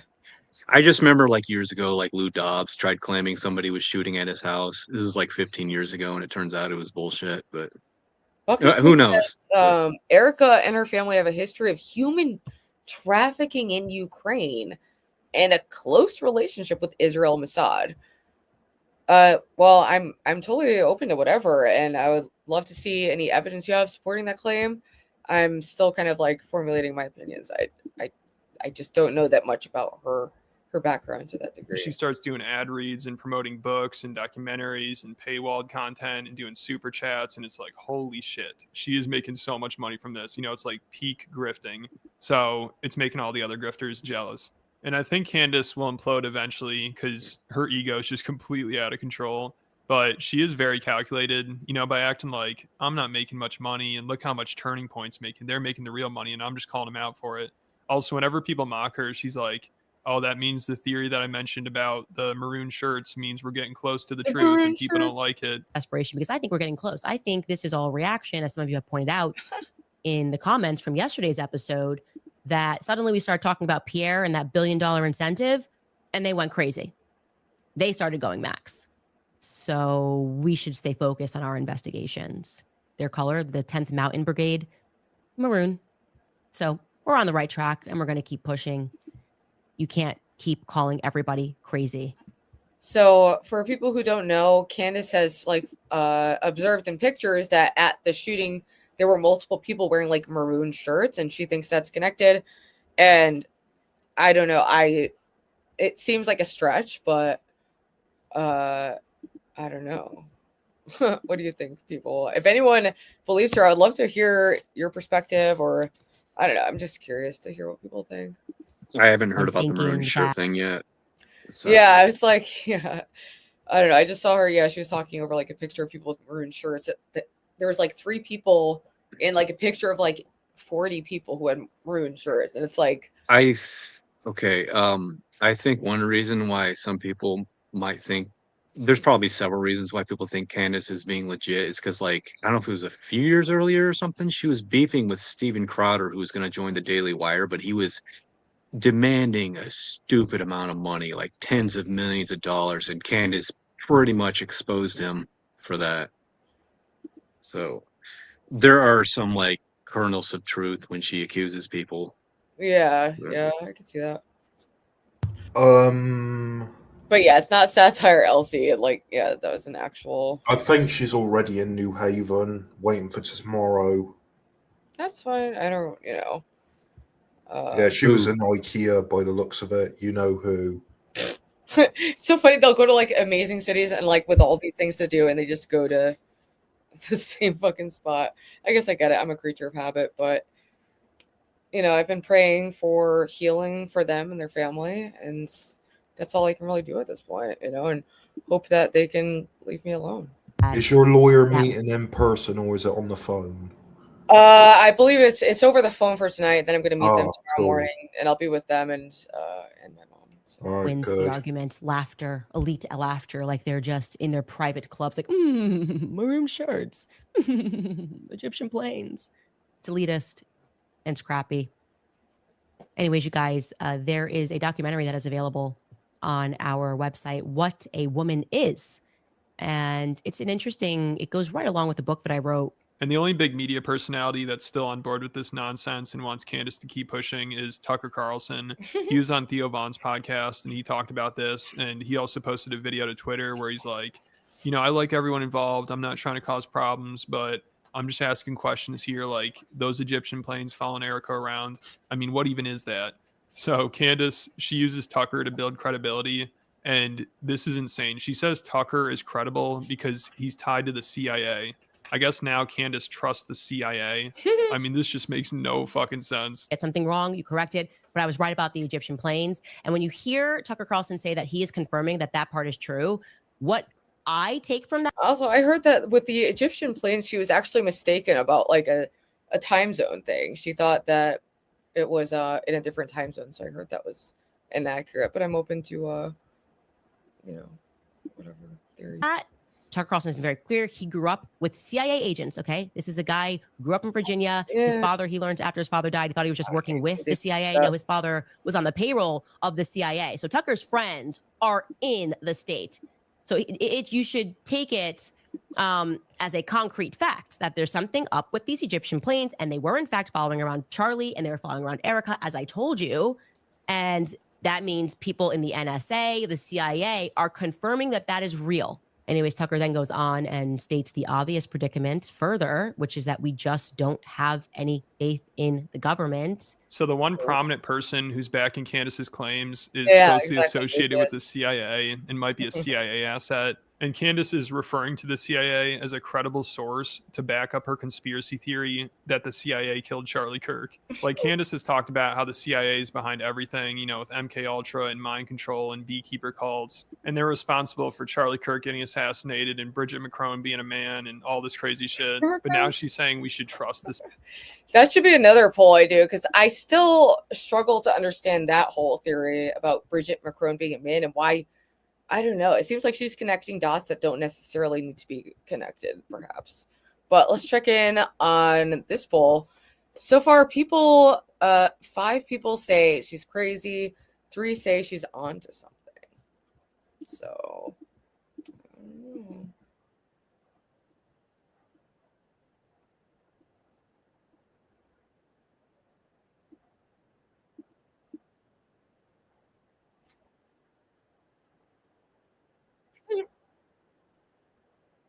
Yeah, that's a freaking rabbit hole to go down, MK Ultra. oh god, yeah. You heard was it the mob guy Whitey Bulger? Like The Departed is based off of him. Like he was basically a test. He was a test subject for that stuff. Really? Mm-hmm.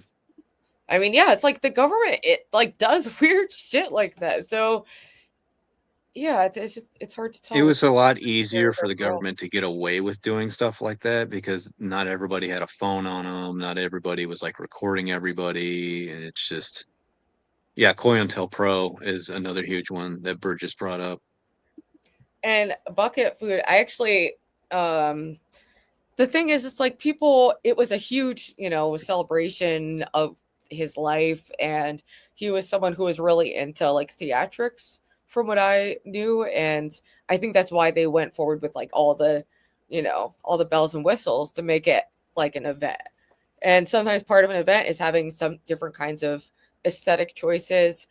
I don't think that's a clue that really points us in any direction, you know, but I mean, I can see why, like for me, would I do that? No, not necessarily, but I don't know. It's not super convincing. Brand, this was so funny. She's like, how come people won't answer where they were when Charlie died? You know, if I ask you where you were, would you get weird and act strange about it? You know, if you ask me, I would say I was in my kitchen plotting, and then quickly corrects herself and is like, I mean planning. But if we're going to question everything, if we're going to look into everything and go based off of like how this feels, how this looks, how people are acting, what's weird, a lot of the shit Candace does is very suspicious. Also, to not answer basic questions that if I said to you, Russell, where were you when Charlie got Dude, shot? button up your fucking shirt. Weird. Jesus Christ. Bro, dude, this guy's such a tool, dude. He reminded me when I was watching this, I was also like, what the fuck are you doing with the shirt? It is kind of like what Ben does. He like and he's a narcissist. I think they actually think they're so This guy, sexually yeah. attractive. That's like magnifying, but it's actually just kind of repulsive and weird. What happened was they started investigating him because he was having accusations as far back as like 2019, but they were trying to compile evidence against him. So now more things are coming to light with Russell Brand. So now he's like having this like, oh, I found God type stuff, but he's doing it like shirtless and just, I don't know if he's trying to be a cult. I don't think he has what it takes to be a cult leader, but I mean, any celebrity basically has, a cult of their own to some degree. Like he has a strong support network of like followers but yeah, I can see what you mean. He does kind of seem like he's taking that. He's really leaning into the guru thing. Like, I'm like just such like a wild guru. Like I'm so misunderstood. My shirt's unbuttoned. Like this is why I'm like so mysterious and like odd. And I don't know. He was always like kind of just annoying, like the way he talked. Even like when he would say stuff that I would agree with. I'm just like, yeah. It's not my favorite aesthetic. I don't get it. I find it borderline just like disrespectful. It's like, imagine if a woman went to an interview with just like both nipples out, full everything, and just like, so yeah, take me seriously as a person. It just wouldn't go down like that. Like, or would it? I don't know. I was sitting planning my next show at the kitchen counter, and they are being very strange about details on that day. So what was Candace plotting? Was that a Freudian slip? Did she know about something ahead of time? Like, I'm just asking questions. She doesn't seem to want to be honest with how much money she's making from this either. And she's definitely benefited the most from it. Turning Point's made a lot of money, but without Charlie Kirk, they're lost. I mean, it's not benefiting them in the long run at all. So I'd say Candace probably benefited the most from this, even though eventually it's all going to implode and she's going to destroy her credibility. I mean, she probably already has. But other than Turning Point, I'm sure she made the most amount of money from this. And now she's trying to destroy Turning Point. So is she finishing off the job for Tyler Robinson? I mean, also her fans are saying free Tyler Robinson. So I honestly feel like Candace being involved in this somehow is way more plausible than any one of her 1,000 batshit crazy theories. Like, if the CIA really killed Charlie Kirk, they probably wanted to destroy Turning Point, which Candace is doing. And she's literally referring to the CIA as a credible source to go after Turning Point and to help convince people that Tyler Robinson didn't kill Charlie Kirk. So Candace could be helping with the cover up here. Maybe she's really part of the CIA, MK Ultra, beekeeper, mind control cult. I mean, Candace Owens is sketchy as fuck if you look into her, which Nick Fuentes said he'll expose her if Turning Point doesn't put an end to this. Sketchy as fuck? Yeah. Kinda. Really? I mean, I guess, I don't know. I just have never... I think like all three of these parties. When she was on YouTube and like debating Blair White on like Dave Rubin, and then she's had a really interesting come up and like is at the pinnacle of power. To me, she's like taking on the role of like almost like a next Oprah. I think she's gonna go that route, like, and obviously in a very different manifestation with very different beliefs and views, but a similar route, I think, of power. I feel like she is trying to reel in the suburban housewife demographic. Yeah.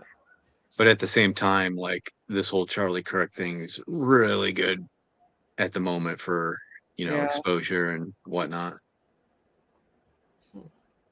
Wait, but what is like super sketchy though, specifically, do you think? You'd have to go back several years, but I mean, like, I remember when she ran like a website that would like try to dox people. This is when she was pretending to be a liberal, and but she was like a teenage. I think that was like, she was in her 20s. Like, I think she's your age or something, but like, or this was a long around time that. ago. Like, it was before she like. Okay, really popped off, here's the thing though. So she had a blog where she was like making fun of Trump, saying he had a tiny dick and stuff, and then like a couple months later, the whole website goes down and she comes out like, oh, I'm a Trump supporter, I'm a black conservative and stuff. This is why a lot of people think she's kind of like sketchy, and there's other reasons for it. Do you think that she in her heart holds liberal beliefs but projects the other? I don't know what she believes at the moment. I do believe that like some people, maybe if they don't believe something right away, but that might benefit them financially or make them more famous, they might lean into it so much that they start actually believing it. That's why it's kind of hard to pinpoint her. because I do think like maybe she didn't believe something at one point and then she leans into it and then she's that I do believe that could be kind of a thing. Fanushka, I'm on the same page where, yeah, she's obviously like brilliant, but yeah, I can see almost like she's cutthroat. Like, and it's, yeah, I find her to be an interesting figure to follow. So that's why I was interested in this dynamic specifically. And I'd already been following the Charlie Kirk situation. And then seeing people dogpile Erika and Candace like going into it every week. It's been a lot to try to decipher what's true and not. Out on a Limb says, my grandfather was a colonel that worked in psychological warfare in Vietnam. Some of the stuff he opened up about and had pictures of was wild. None of this stuff's new decades of research and success. Really? Can you share anything? I'm curious about that. Yes, Candace was left-leaning years ago. Then she got famous for becoming a Black Republican. Now she's Alexa Jones. That's good. I mean, I don't know, but people can also, their views can change. Sometimes within like a few months.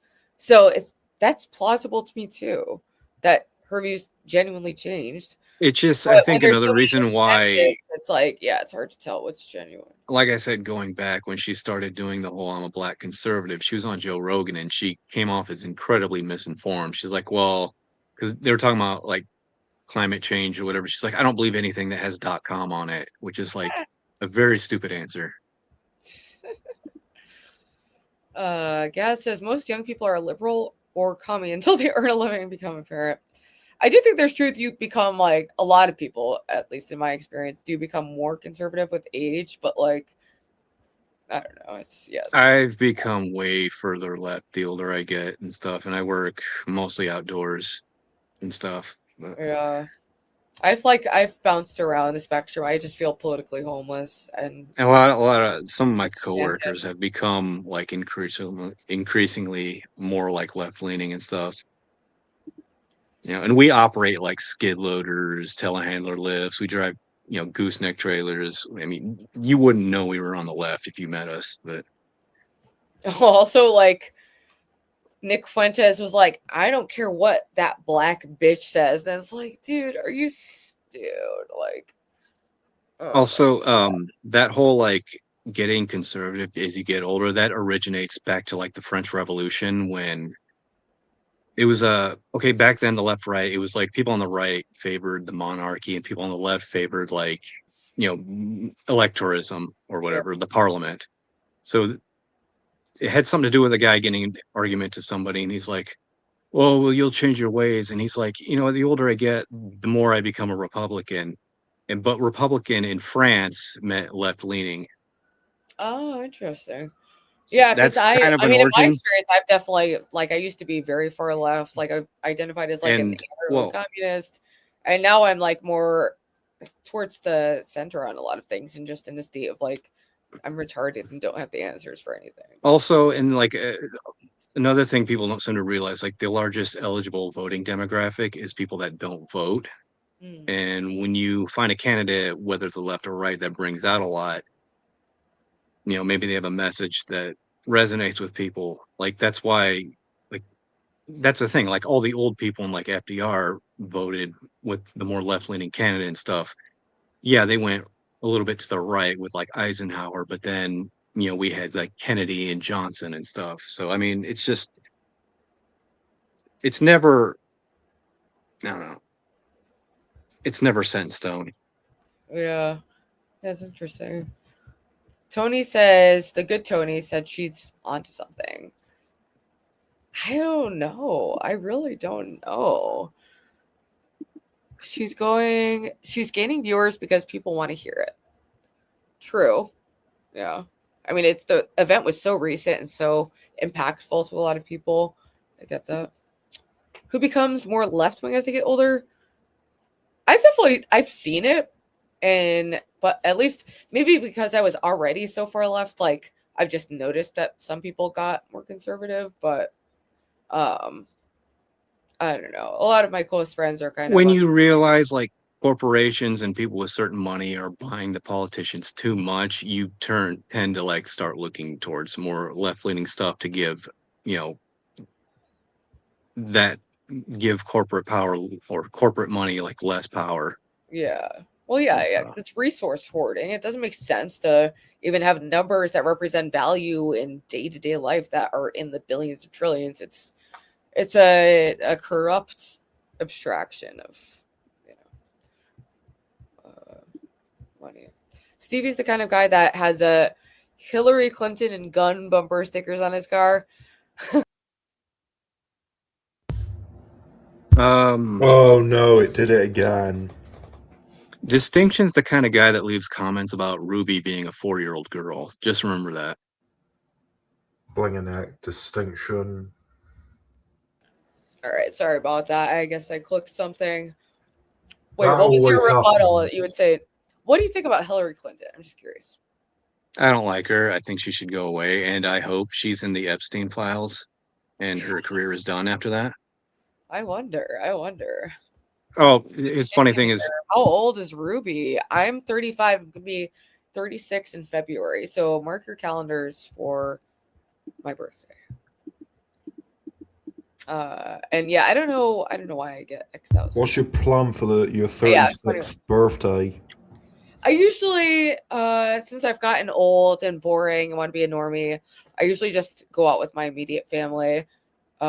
Sometimes I'll go out with friends, but not lately. I feel a lot of pressure on my birthday, and usually I like to pretend it's not my birthday and then go out with my family on a different day. Oh yeah. You know. What you planning New Year's Eve actually? I don't have any plans yet. Oh, you don't? No, but I feel like I don't know. I'll see if any of my friends are doing anything that seems fun. If not, I'll do like a streaming something. Probably. You usually go to Brooklyn, don't you, for New Year's Eve? Don't? I usually do. Yeah, I haven't. I don't know that I did last year, but that would be really nice. You didn't to last go year. see my my friends in Brooklyn because it's been a minute. But it just sucks like training and subway and all that walking like in the winter, you know. So I don't know. Yeah, but you don't really live that far from New York, do you? No, but it's like I don't know. It's just a lot of public transportation, which is annoying. Unless I want to throw like tons of money on Ubers, which sucks. Have a Pokemon birthday. That'd be a cute theme. I loved Pokemon. honestly, I kind of think Ddog should kind of not put all of his chips in on the Pokemon thing, but I think it's if he can find a way to have a healthy hobby. I mean, do you know anything about that market? I don't really know about that market of like. I've heard of some people. I don't know the full. Like, what's ripping ship? I don't even know what's ripping. I thought you would actually. Well, I thought when I first heard it, I thought, oh, he's actually going to rip it on camera. You buy a bunch of Pokemons, and yeah, dude, unboxing videos get like stupid views. But yeah, but there's some people, but they're doing like I guess they unbox them and then yeah, he was asking to pay me money and I'll do that. Do an unboxing stream. Yeah. Well, let's But I think Turning Point is having trouble handling Candace because I'm sure they are doing some shady stuff. And, they also want to be like, Candace, just stop talking about Charlie. But they talk about him every second. They're making money from him. Like, if they really want Candace to stop, they got to drop it as well. I mean, it's too much. Like, every day there's a celebration for Charlie or a memorial or a book or a fundraiser or an appearance from his wife or a dinner. And it's been over 3 months and it's still just nonstop. So they can do whatever they want, obviously, but people are getting a bad vibe from it. And they have to know this because they get mocked for it constantly. And some of these posts are just so cringy. Like that guy, Jack Posobiec, the Epstein that guy is a on fucking Thanksgiving. tool bag He's and a like, here's half. Charlie Kirk's Thanksgiving menu. And did He you know got Charlie busted. was extremely anti-sweet potatoes with marshmallow? But did you know also... What do you get? He got busted cheating on his pregnant wife with a Bumble account, butchering like David Bowie songs on a cheap store-bought guitar, which is like crime of the century shit. Yikes! Not a good look. Yeah, so that Charlie was anti-corn and Charlie anti-sweet potatoes. Fuck Charlie was that. flat out wrong about green bean casserole. Casserole is great, and the hate. So it's like, all right, dude, I know he's your friend. It's sad, but this is getting really weird. And it's been months. Like, this has to stop at some point. I mean, it's like these people don't know what to do with themselves or their careers without Charlie. You know, they hijacked his show. They used his Twitter account. They used his YouTube account. And they tweet about him nonstop. And they always have a new story to tell about him. I think that's weird to keep using his accounts. Especially if they have, like, other, like, an official Turning Point account, like, in his Twitter. Like, that's fucking weird. You should be able to look back and, like, if someone passed away, their last tweet should be their last tweet. I think that's weird. So, if you passed away, what would you expect your last video to be your last video? Yeah, it would be totally bizarre if someone, like, I don't know, came and uploaded a video. I don't know. Was that a Ddog smile on Kirk? I don't know what you mean. Charlie Kirk has the face of like the Joker from that the Tim Burton Batman movie when he has the Smilex or something. Burgess says tweeting from the grave is cringe and weird. The only times I support that is when it's like I follow some accounts that like tweet like famous quotes and stuff from people who've passed away, but it's only their words and it's obviously an account that's doing that. I think it's weird to continue there. The Jack Nicholson Joker is what I'm referring to without the makeup. Stinky Brew saying Kirk looks Stinky Brew is saying, well, that's me arrested tomorrow. What did you do, Stinky Brew? What? Well, that's me arrested tomorrow. Well, I would like to take another little intermission to continue the ornaments because there are many, many, many left. We did a little break and it was awesome. I think I've got most of everyone. Who have I grabbed? Oh, requested by Stevie. Yes, I know Anita Bung and Napstar are the same person. They look at me like my doctor is fucking Dr. Burton. That's a real fact. Doxing myself. And if I was an elf, I would place myself on the shelf. Looking for snow. Looking for dough. If I was a fucking bitch, you would find me on Rodeo. Rodeo Drive. Yes, I'm fucking in style. Anyway.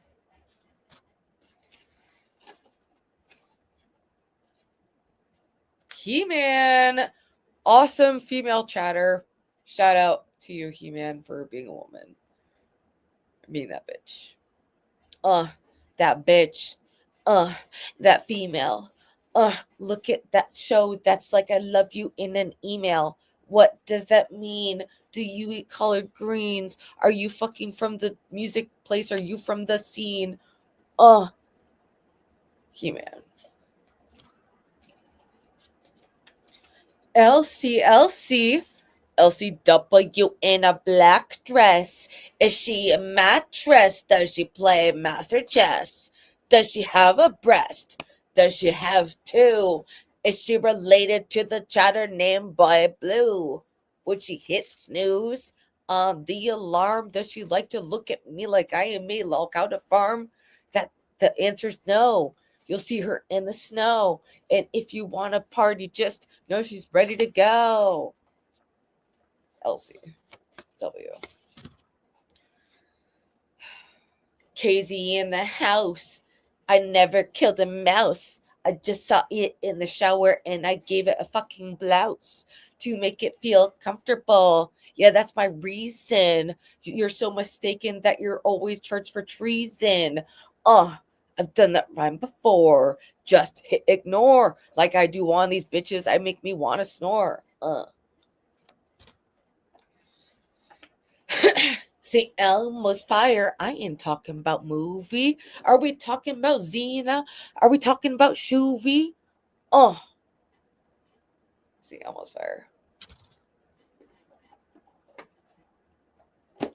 Here's a long one, but we can abbreviate it. ECP in the house. Did the fashion fucking eat it? ECP, East Coast Podcast. Looking for a fucking another reason to broadcast. Broadcast your fun. Broadcast your play. And if you were an outfit, I would mold you out of clay. Figure 8. Ice skater. And if you were a boy, you might be a hater, a lover.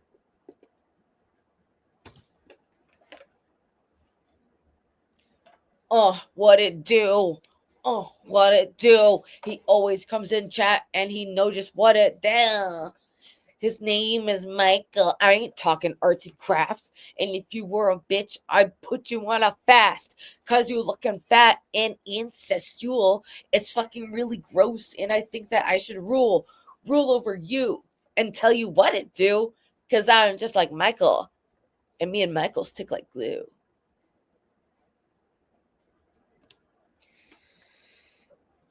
Uppercase B.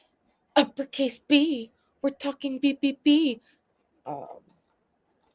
We're talking BB with 2 uppercases. Ain't talking about miscegenation, different races. I ain't got no problem with that. I think it's cool. And if you were a medication that will make you drool, too much spit for OPC Don, he's always looking for another bitch to pull a con. He's lonely and bored. His house looks like cord, like it's stuck to a baby inside my mom's umbilical cord, bitch. Suzanne in the house. She's probably fucking normal. And if I was a Pokemon, you know that I'd be fucking Snorlax in the house. Ain't talking laxatives for a mouse. And if you want a double decker, go and fuck yourself for show. Love you, Susan. Thank you for the support.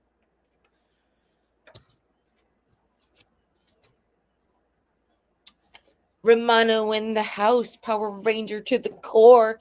And if you were a good boy, you'd look at me out the door. The moon is shining bright. He's never here to fight. He's just here to become a faith, a knight. The Knights of Faith, bitch.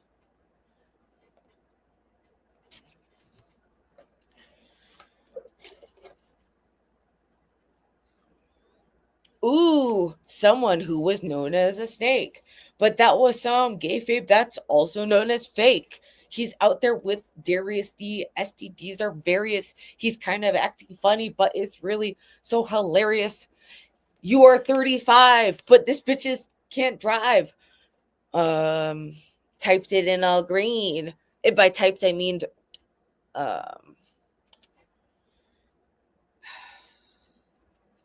Ra-ta-ta-ta! It's Princess in the house. He's always fucking hungry, ready to eat a house. Sorry, that was horrible. Uh-oh. Uh-oh. Don't worry, it's not a crook. It's just our favorite chatter named Gobbly fucking Gook. She puts these boys in place. The other bitches carry mace. Don't pull up on me, bitch, if you're worried about being put in your place. Gobbledygook, she's in the house. She's ready to fuck shit up. And if you were kinetic, Cal, you'd be ready to I don't know. Anyway, Gobbledygook. Ra-ta-ta-ta! Oh, speaking of, I just said her fucking name. Kinetic Kel is always down for the fun. She's down for the game. Tripping on the escalator, saying, Juice, I'll see you later. Looking at the ruby, she's Kabusi Boobinator. Redheads. Kinetic Kel, she's fun and she's so cool. The other bitch is jealous because they both dropped out of school. But she's the elevating, not just escalating, elevating. She's not on the escalator. You might want to hate on her, but that is so invalid. It is crap and it's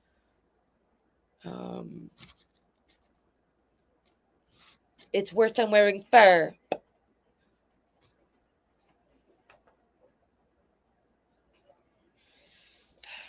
All right. So there's still this many, but let's get to the bottom. Oh, get crack from me. I've been sober from that since 2023. Are you here to trigger me and to smoke that pipe? I say no, even if it's for free. Get cracks here with the Dow. Damius is next out. Dalmatian dog is driving in circles and he don't even know what fell. Begging for all that fucking money for all those Pokemon. It's not honey. And if he was a boy, he'd make it feel a toy. And you would really know it is runny. You want your fucking eggs. You want your fucking legs. All right. Greatest Israeli. Do you feel controversial? Do you know how to bow your head and act like a commercial? Commercial for fun and having a good time. And when you're in the chat, everybody is feeling fine. All right, let's take a break. We're like 2/3 of the way done, and then we'll come back to that.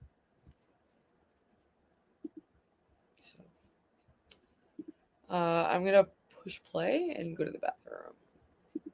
And they post every picture they've ever taken with him to Twitter. And people at this point are just like, all right, let him rest. You know, we can move on to something else. But this is what gets him the most engagement. This is what gets him the most clicks. Of course, they're going to be like, well, I'm just trying to make sure everybody remembers my friend. We're trying to honor him. But a lot of it feels like it's about the money, which even that guy from Turning Point said they hijacked his show because it's about the money. So, of course, people are going to call him out on this. And now they're like, well, we want our privacy. Don't talk about our company. Don't talk about Charlie Kirk. So you can't have it both ways. Also, Erika Kirk, you know, she's choosing to be in the spotlight. I mean, she could have immediately been like, listen, I just want privacy. Let me be with my family and kids. And I'm sure everybody would have respected that. I mean, most people, you know, you'd be terrible to go after her in that situation. But instead, she's putting herself out there. She's the CEO of this company. She's making all these appearances. She's making everything public. You know, Candace pulled up the video of her over Charlie's casket that she posted to social media. And unfortunately, I have to agree with Candace here. This is not normal. I don't know why anybody would want to post a video like this. Like, you're over your husband's casket crying and you want somebody to record you so you can post it to Instagram. But the decision to publish that, you crying over your husband's casket, and to publish his dead body on Instagram was a decision that was made by Erika. And we can watch that. Take a look. Oh, I love you. I love you. I love you. I know. I love you. I love you. I love you.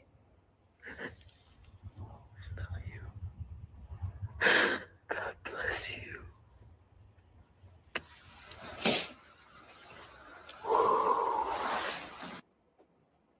That is an incredibly personal and an incredibly intimate moment, that you invited the public into. Okay, there was no reason to do that outside of wanting to share something that was very private with the public. So that.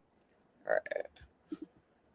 Let's just do a quick little intermission here. Just 1 second.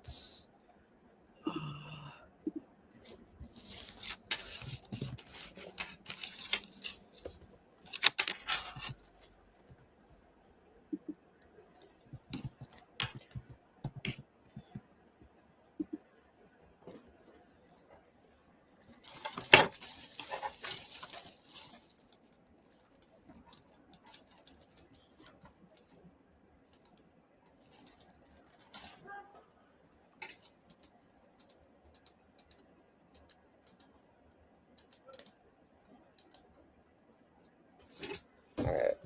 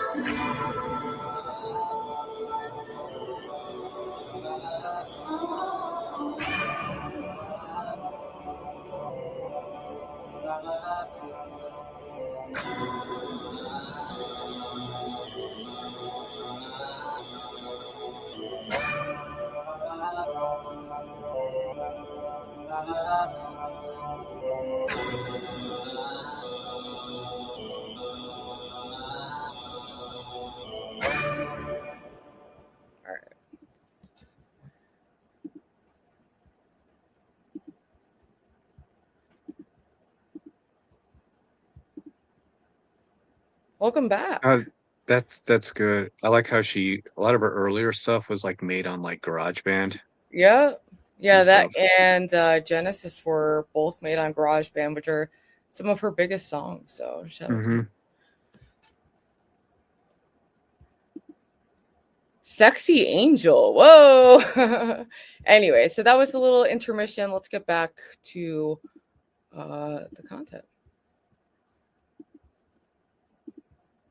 Causing a shift in the political leanings of a generation for the first time in history is now here's in the dire cool straits. fresh out. Their leader and founder murdered, and prominent pieces of human trash are trying to destroy it. Candace Owens is a fucking evil scumbag. Whoa! She is a degenerate. Woo! She is burning everything down, and she's gloating and smiling while she does it. And you know what you fucking told me? She has no security. She doesn't fucking deal with the shit we have to deal with. She's a piece of shit. She's making everyone else suffer. And all of these fucking conservatives out there that send me these fucking messages have no fucking balls to call her out. More and more people have started doing it. They send me these fucking messages. Good for you, Tim. Good for you, Tim. I wasn't the first person to do it. I'm not going to take credit for that. But don't fucking DM me. All right. So ever since Candace Owens left the Daily Wire, she has been wreaking havoc. And now we finally have somebody completely crashing out over it. Tim Pool recently has been going off on her, which a lot of people are happy about because a lot of people hate what she's doing, but are too scared to call her out on it, which is pathetic. You know, that all these people are privately messaging Tim saying they agree with him, but won't say anything publicly about Candace. Like, these people need Tim Pool to be the one to try to put Candace in her place, which of course he just gets all emotional and crashes out, but at least he has the balls to go after her. Like, Tim Pool said Turning Point might be in trouble because of Candace. If that's true, how pathetic is that? You know, if they just let Candace destroy their company by insinuating they killed their own CEO, then also, I'm aware they're going to do whatever they can to try to bait me into an interaction. They've been obsessed with me for a while. But yeah, I'm just going to keep ignoring them and then hope that they move on with their lives after this. So hopefully they can think of some new content ideas besides the abuse and incest and I don't know, accusing Lalo of rape. they deserve to fail. I mean, it's been shockingly easy for Candace to take control of the narrative here, which does kind of prove her point that people around Charlie didn't really care about him because they're letting her destroy his company. It's embarrassing. So Candace might be right about that. These people aren't even putting up a fight. Also, Candace worked for Turning Point early on in her career, so they helped create this monster. And I think now she's the most popular podcaster in the world. and she's been milking Charlie's assassination like crazy. She's probably made tens of millions of dollars from it. I think every episode she's done since his death has been about that and her theories on it and what kind of dreams she's having. She seriously thinks her dreams can tell the future, and that's how she found out Charlie Kirk was betrayed. Apparently, he came into one of her dreams and told her that, which I know it seems like this would be a joke, but she's dead serious about this. She thinks her dreams can actually predict the future. And she uses her dreams and her intuition about Charlie to convince people he was betrayed. And there are millions of people that tune in to listen to this every day. So I got to give Candace credit. She is the greatest bullshit artist of all time. I mean, somehow the most popular right-wing influence. What the fuck kind of question is that? Why should we care about civil war within MAGA and alt-right? These clowns destroyed conservatism. Oh, I thought you meant like civil war in general, and then I finished reading it. So, yeah, I guess you have a point there. But I don't know. I mean, I would prefer for everyone to just get on board with a productive solution and stop dehumanizing each other. That's just my preference. Currently is a lady who thinks her dreams can predict the future.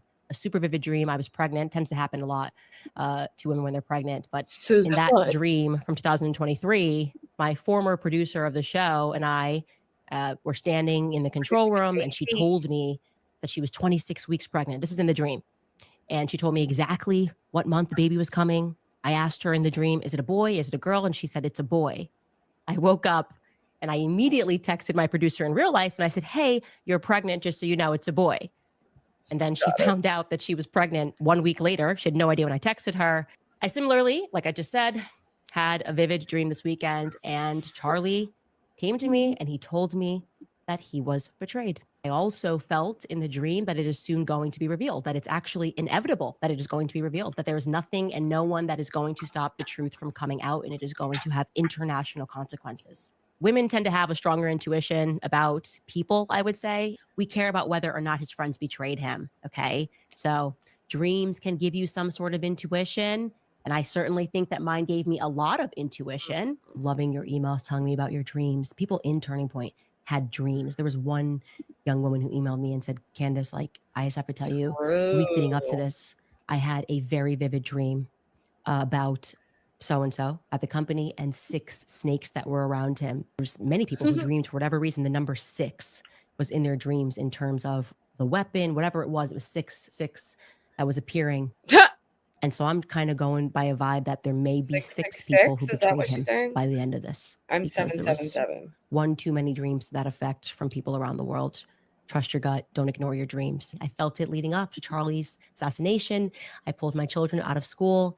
I was having this dreams and visions about bees and organization that was happening in America.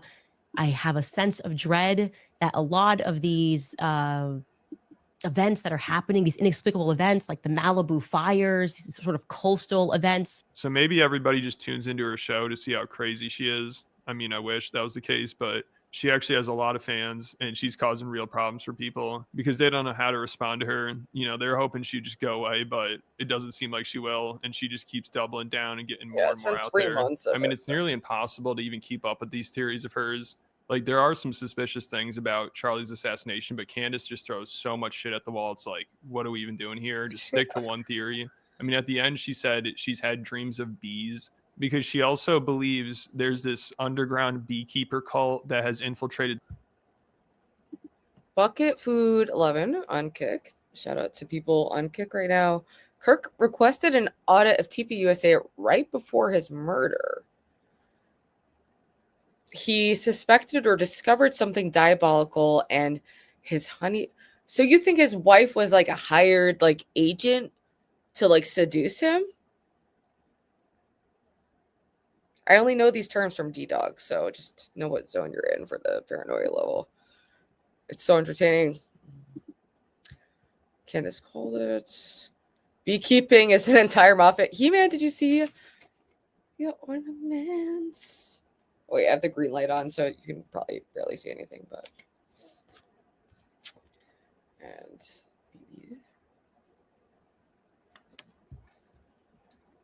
schools, and I think that's why she took her kids out of school. And then she also thinks this had something to do with Charlie Kirk's assassination. So it's just really hard not to laugh at this shit. I mean, it sounds like she's trying to be funny, like she knows how ridiculous she sounds, but people take her seriously and she's trying to be serious. Also, she always finds a way to tie every significant event into everything else she's been talking about. You know, like Charlie Kirk getting killed, that has something to do with the president of France's wife secretly being a man. And it also has something to do with the underground beekeeper cult Candace has been having dreams of. Wait, you think his marriage was arranged like by what, Mossad?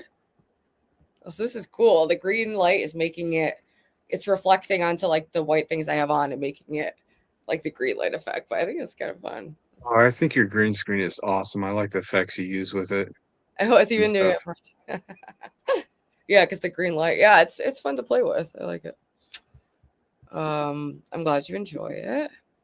Have you heard about like those channels that have like they'll have like a pattern just go for like an hour or a few hours just on a screen? So it's like something to like rest from like on your TV, or it's like a screensaver.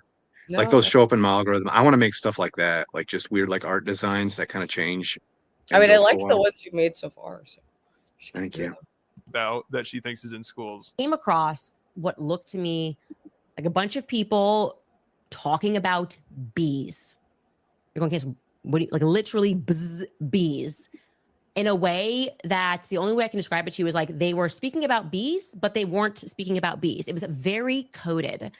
And I'm going, am I going crazy? Or do you think that all these people are really actually quote unquote bee farmers or saying that they farm bees? What is this lingo that I'm not understanding? I said to my husband, there is some weird underground, it's like I sense like imminent danger is coming. And for some reason, I feel like there is an underground that has emerged at schools and it's like related to bees. That's what I said. And I messaged multiple people about this, my sister. I think it's a communist underground and I don't know why, but it has something to do with bees. Totally sensible thing to say to your husband. Then came September 10th. Obviously, Charlie lost his life. And a few days later, I was told and I sensed instantly that there was like a hive of people that were involved in this. I just knew it. And when it happened, I just went, oh my goodness. And my gut is telling me that this was the thing, that the dread that I sensed that was coming out of school. And I had no idea. I am not a flag person at all. And then someone told me, and I was astonished. I do fully believe in like blackmail culture and the fact that that's happening, especially at the upper echelon. So yeah, I believe that honeypots exist. Okay, sure. She doesn't strike me as one, but I don't know. How the fuck would I know? That Utah recently people are extraordinarily, did modernize their bee flag. I had no idea that the Utah state flag is a hexagonal beehive. So what's happening here? Well, I can tell you my suspicion. I think that this is a program. I don't know, but I know. I don't know, but I know. You feel. So there's a fine line between the biggest podcaster in the world and a mental patient. I mean, I'm open to hearing different theories, but this is insane. I mean, if people are referring to Candace Owens' gibberish about her dreams to prove Charlie Kirk was betrayed by Turning Point, it's just going to make me want to have to believe the official narrative. I'd take that over whatever the hell this nonsense is. Candace can't even give us even somewhat of a coherent narrative about this, and she's still dominating the conversation. Maybe because she just cranks these out like every day. There's a new theory she has. And she always refers to her dreams and her intuition and feelings as evidence. She really acts like she's a psychic. It's hilarious because she'll be like, I had a bad feeling when Charlie was assassinated. It's like, no way. When somebody you knew was shot dead in front of hundreds of people and for the whole world to see with blood pouring out of his neck, Candace had a bad feeling about that. Wow, she must have some good intuition. I really am going to miss Charlie. And I think when Charlie was assassinated, there was something about it. I knew that this story was going to be dark. Instantly, I knew. Yeah, so only Candace could have realized that something like this was going to be a dark situation. It's so funny. Also, Russell Brand asked her to explain why people would want to have Charlie killed and who it benefited. And she immediately started talking about her feelings and how she knew this was going to be big. But again, it's like, no shit. When one of the biggest political influencers on the planet gets shot dead in front of everybody, I think that's a pretty big deal. Who benefits from Charlie Kirk being killed? Who benefits? Like, as they say, cui bono? That's the question to always ask. And I actually didn't understand how Israel benefits from Charlie Kirk being murdered. I certainly can't see yet how, like, sort of French special forces could, so Can you explain that to me? Because I don't understand who benefits from. But I also know that whenever I've seen it my whole life, a lone gunman killed RFK, Martin Luther King, Malcolm X. I know that's a lie, so I'm open. So what is it? So look, I can tell you that from the moment that Charlie got shot, and I can't explain it, and maybe it's because Charlie would tell me all the time that he was going to die young, and I showed those messages, and I just knew that this was big. I knew it was big. I didn't have the players. I certainly didn't suspect Turning Point USA would be. So it's hard to take somebody seriously when their response is, I just have a feeling I can't explain. You know, I'm open to. This is a picture I was telling you about. Wait, I don't know if you can see it. Okay. Wait, let me full Yeah. Nightmare fuel. Okay, I could see a little bit, yeah. That's kind of like what Lalo looks like to me too, is like his smile looks like that. Really? I never saw that. Man. Oh, I mean, at least in person, that's what I saw before I went apeshit. I don't think he has those kind of teeth though, or that type No, of. no, it's more like the way like the outer ends of his like lips are like in the gnarly. Dude, imagine if like somebody clips this and like all these like Charlie Kirk fans try to like cancel you and get you fired like other people, and then your bosses like would find it funny. Yeah, right, dude. My boss is such a like anarchist. He really like does not. He thinks it's cool that I used to shoplift from Barnes Noble. Okay, like does not give one fuck.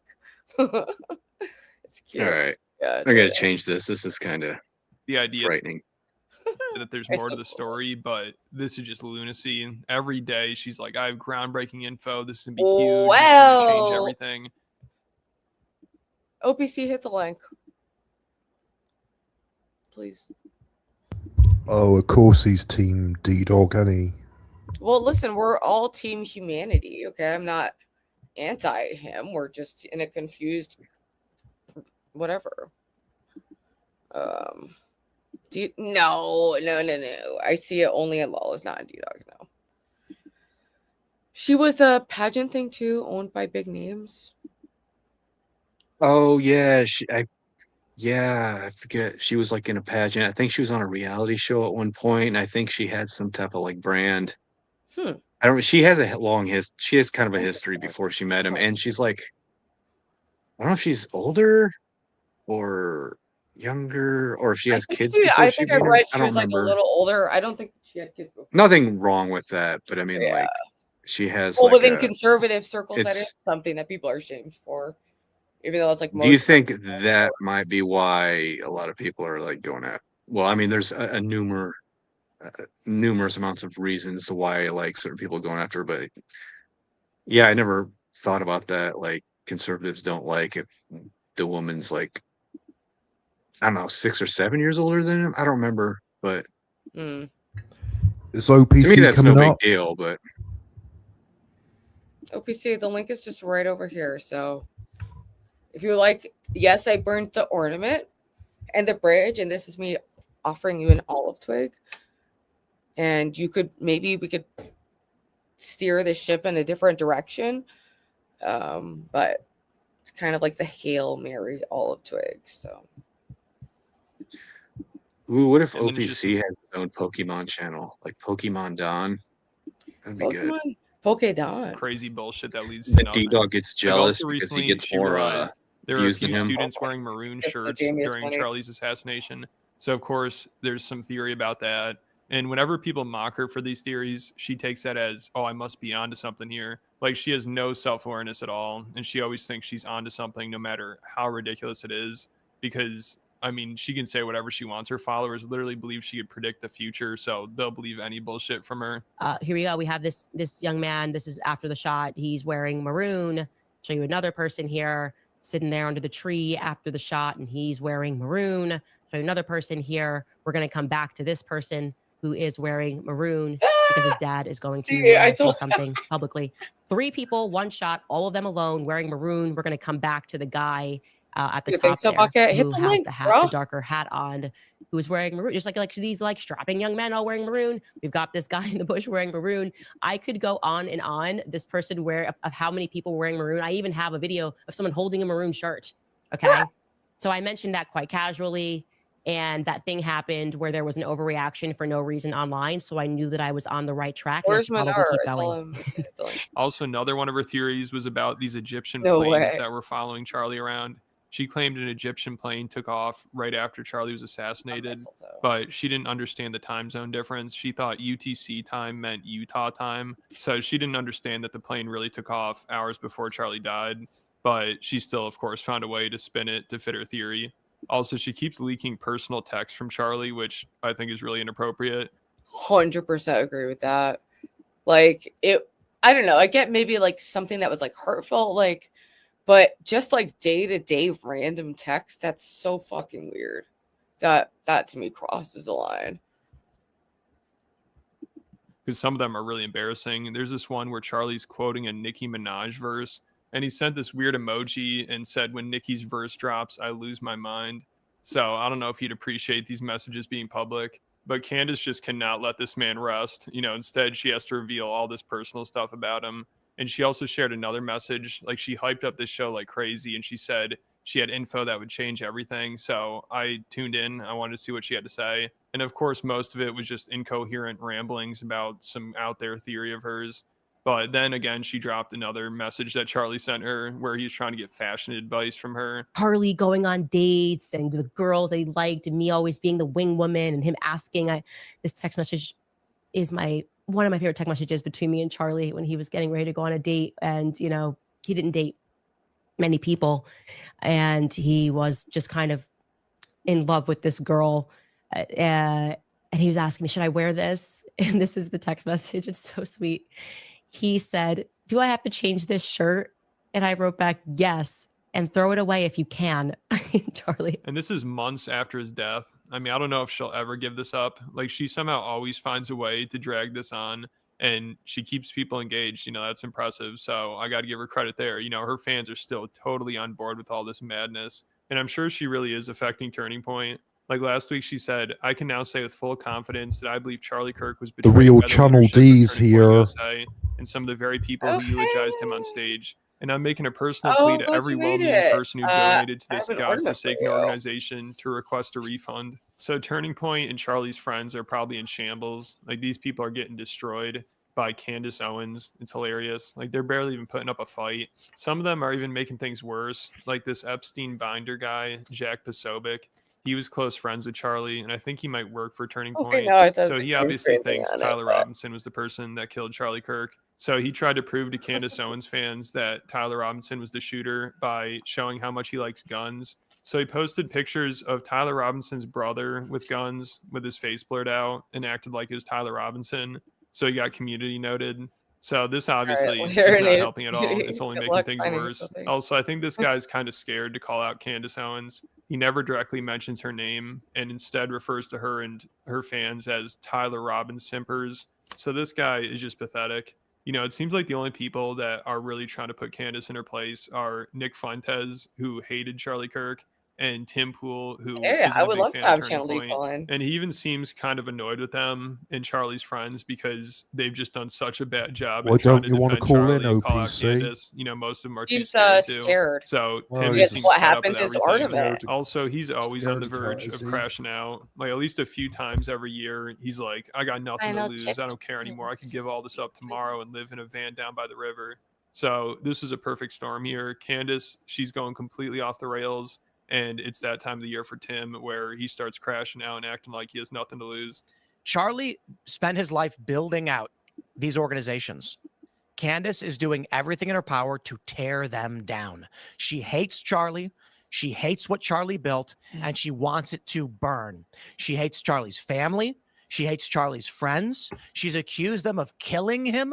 This is kind of like BPD splitting. Like, I doubt she if anything, like, she did have an affinity and friendship with him, but like perhaps she's milking it and exploiting it. But I don't think she hates him. OPC I think she's just says opportunist. it might be considered witness tampering if Ruby made me a new ornament.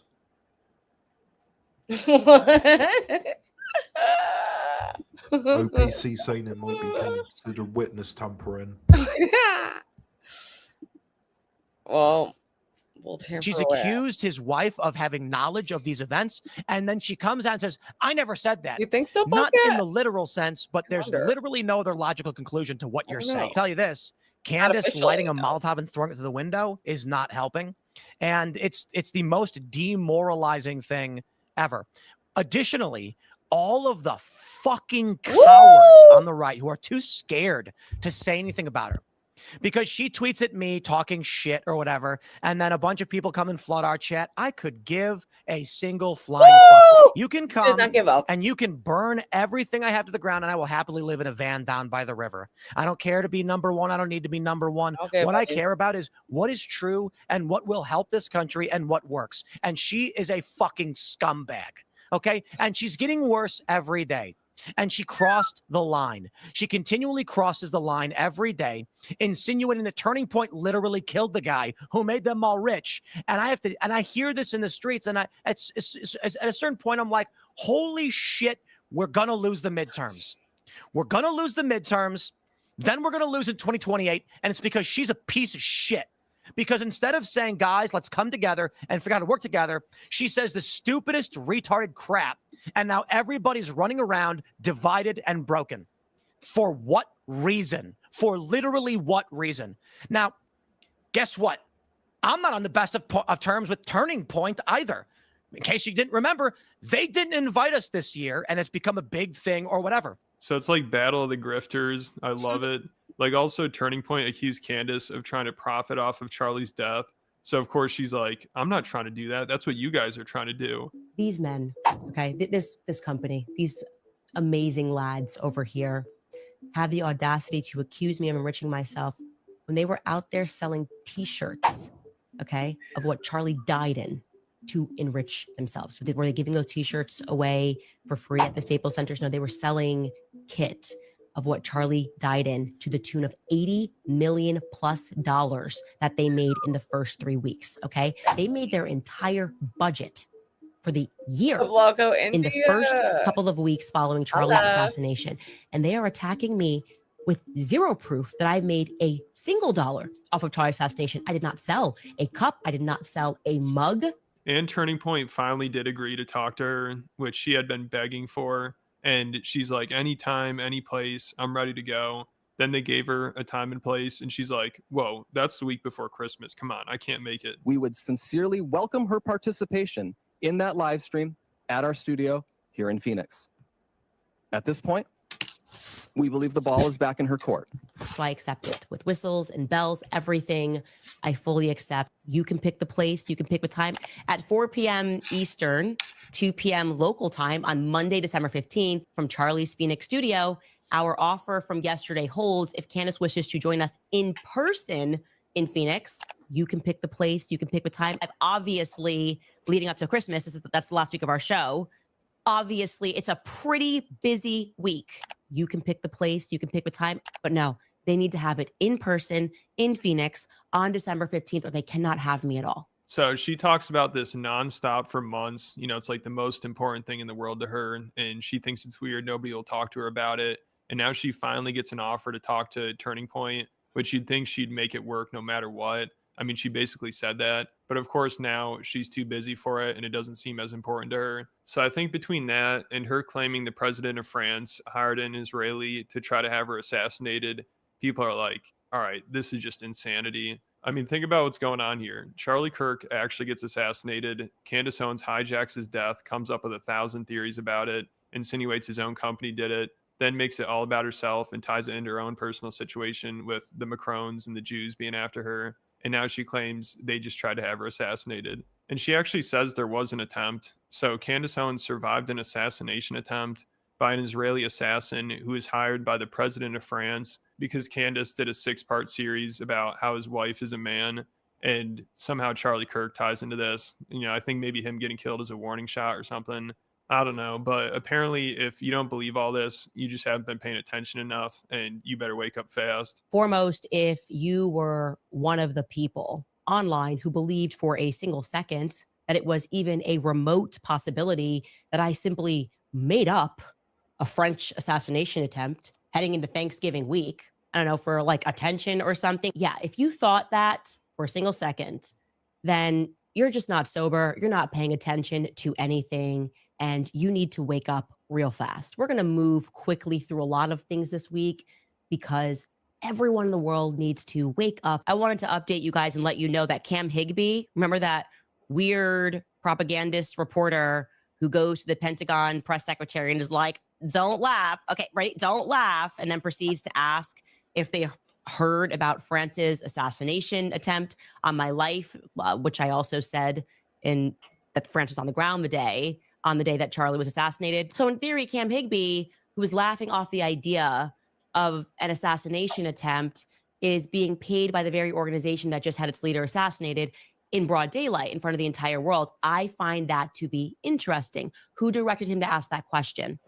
I'm just asking questions. And just the fact that so many people are awake to the reality that the assassination attempt was real, and that if it wasn't, we should be hearing from proper channels, not Cam Higbee giggling like a little girl. And after Candace announced, there's junk. I said, excuse me, I'm going to go get a Diet Coke. I think I said that out loud. Did I? No, you said it in chat. Okay. Well, okay. Yeah, I said it in chat. So suck on that. Wow. Pay attention. Can I inform you that Monty is live and her stream titled The Truth About Edward. Oh, bro. I know who I'm rating. She's crying right now. Oh, no. He or what? Monty. No. Monty's crying. Oh, yeah. She's crying. Oh, no. Oh, wait. Let me. Shit.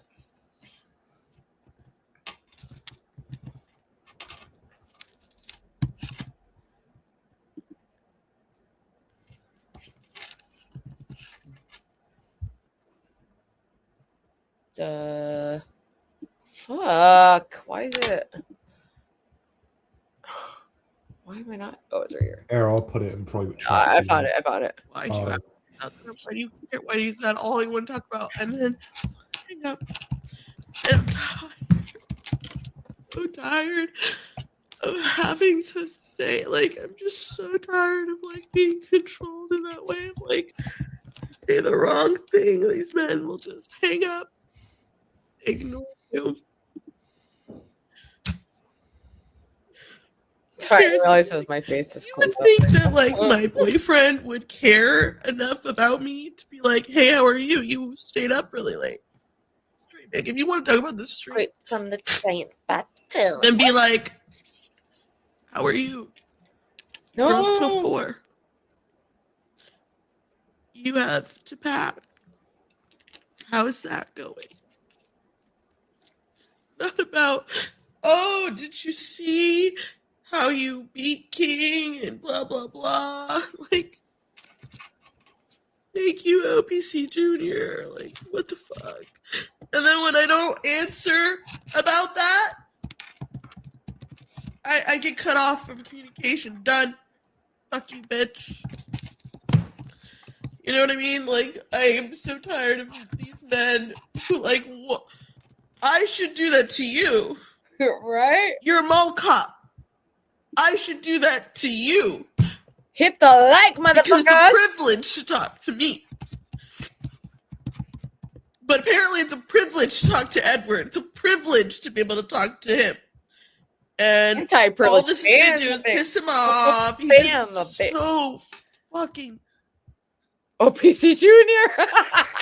Like, what could you just ask me how I was doing? Trenches with this. I love it.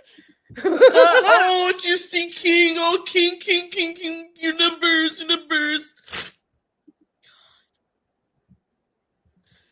Well, I'm going to show everybody. This is how he is. Because I call him, he won't answer. Because he's pissed. God forbid I call him when he's eating. God forbid. God forbid a man cannot eat and answer the phone at the same time. We can call him. He's not going to answer. I'm glad. I mean, it could have been worse.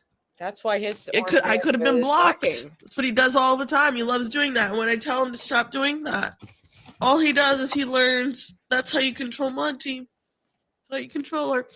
Because And then how is that supposed to make me feel, right? Like, I sit here and I just feel like, what? Like, all he's trying to do is make me feel like, oh, I should have talked about the numbers. I should have talked about the numbers. I should have done it. Because now Edward just gets pissed. That's why. Like this. It fucking sucks. Girl, I've been where you is. I've been there. In a public, toxic relationship, there's tears. It sucks. It's confusing. Lots of conflicting feelings. Hard to let go. Hard to stand by. Anyway, but there's a reason why Edward's ornament looked like this. Oh, wait. Yeah, that's a cancel sign. Just for the people. Like, it's a circle, a line through it. And that's how I feel about Gabby, a.k.a. Edward. Is like circle, line through it. Yeah, OPC Jr. That's why, guess who's the only damn ornament that got burned? Out of 2. It was OPC and someone else. So. Oh, wait. Right there. Your eyes are green screened also. Because I have the green light on it, like, yeah. It does that on like any day. It Like, sucks. Oh, let's skip to live. What's up? Tired of it. So tired of it. I'm so tired of it. Like, I don't deserve to be crying. I'm supposed to go pack for a business trip. I have to do laundry. I have to do. It's so fucking selfish and stupid. Not even like at least ask me how are you. You stayed up till 4 fucking a.m. for you, dumbass. For you to find a fucking charger, since all you do is have fucking FOMO every little while. God. And I didn't let it get to me. I was like, he hung up on me. I'm like, I didn't do anything wrong. Like, all I asked was, why do you care so badly about beating King? Why? King is just Mr. And not only that, man on the scene. You know, when I ask, where are you? Where were you? Whatever. He goes, oh, this is great. This is good. This is going great. This is a great conversation. Like, why do you have to act like that? Why do you have to act like that? Why? What is wrong with you? God, you're a 55-year-old man, and you treat me like shit. Such an asshole. I was selling it for 5 years, and all he did was just be in my ear about how it was gonna actually mean something to be with him. Look at how it's so. I'm tired of it. I'm tired of these fucking men. Hello. Hi, Monty. Why are you crying? Because Edward's a piece of shit. I hate him. Montero's like the cleanup guy. Easier to clean up the scene. You ever heard that song? You should never treat another person this way. Wait, if I call him, will it fuck up my stream? Well, I think other people have called him before while they were streaming on StreamYard. Right? It's such a fucking. Well, we can find out if you Well, want. I guess we'll find out. We'll try it. Can I even click it? We had a problem. No. Don't mind. There's a song back in the 70s called The Cleanup Woman, which is heavily sampled in like future hip hop songs, but like Montero is like the male version of that. Well, it might have accidentally showed your real name, but that's already been doxed. Hey. Don't apologize. I feel it, sister. I've had similar situations, so I know how maddening those things can be. So, yeah, feel free to vent it out. Don't apologize for it. Fuck it. And fuck, do you know why some people got nice ornaments? Like Monty. Okay? And some got the crossed out cancel sign. Oh no, are you gonna burn that? Fuck it. He's done. Oh no. He's done. I asked, I didn't say to do it, but It's okay. We're doing it. Woo!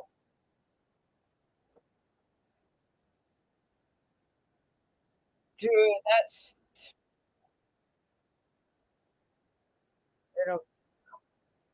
Yeah, we can't hear Monty.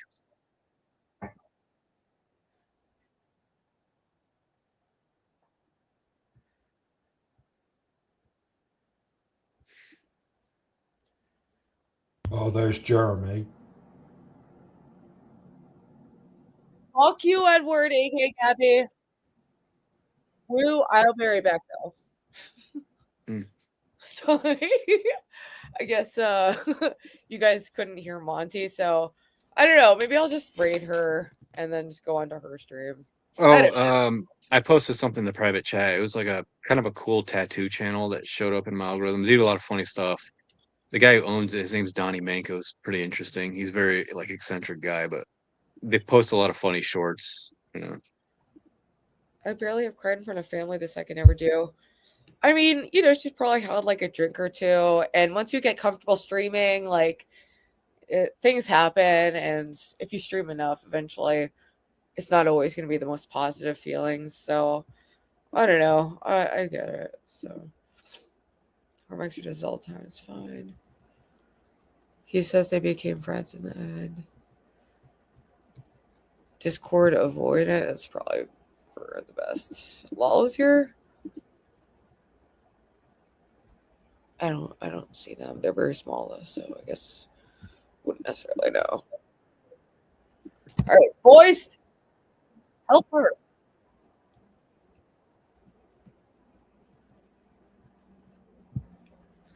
Huh.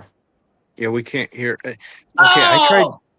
I tried. Hold on. I tried live streaming on one of my other channels, and I had this problem too. And I was hoping you could like help me out, but apparently you're having the same problems with this. Yeah, that's why I've never tried it. I figured it would be weird, but whatever. Well, it didn't ruin this stream. His stream's still going. Yeah, so that's good, but it sucks you couldn't get the audio through. I don't know why it's like that. I had a feeling that there would be some kind of like issue with it.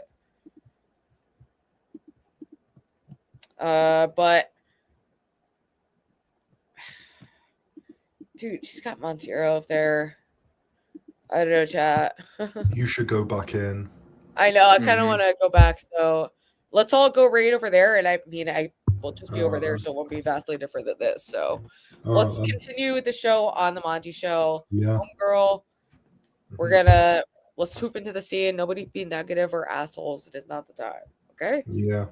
All right. And thank you, everyone. Okay. Thanks for having me on. Of course. Always. Yeah. Thank you. Thanks for the ornaments and everything. Of course.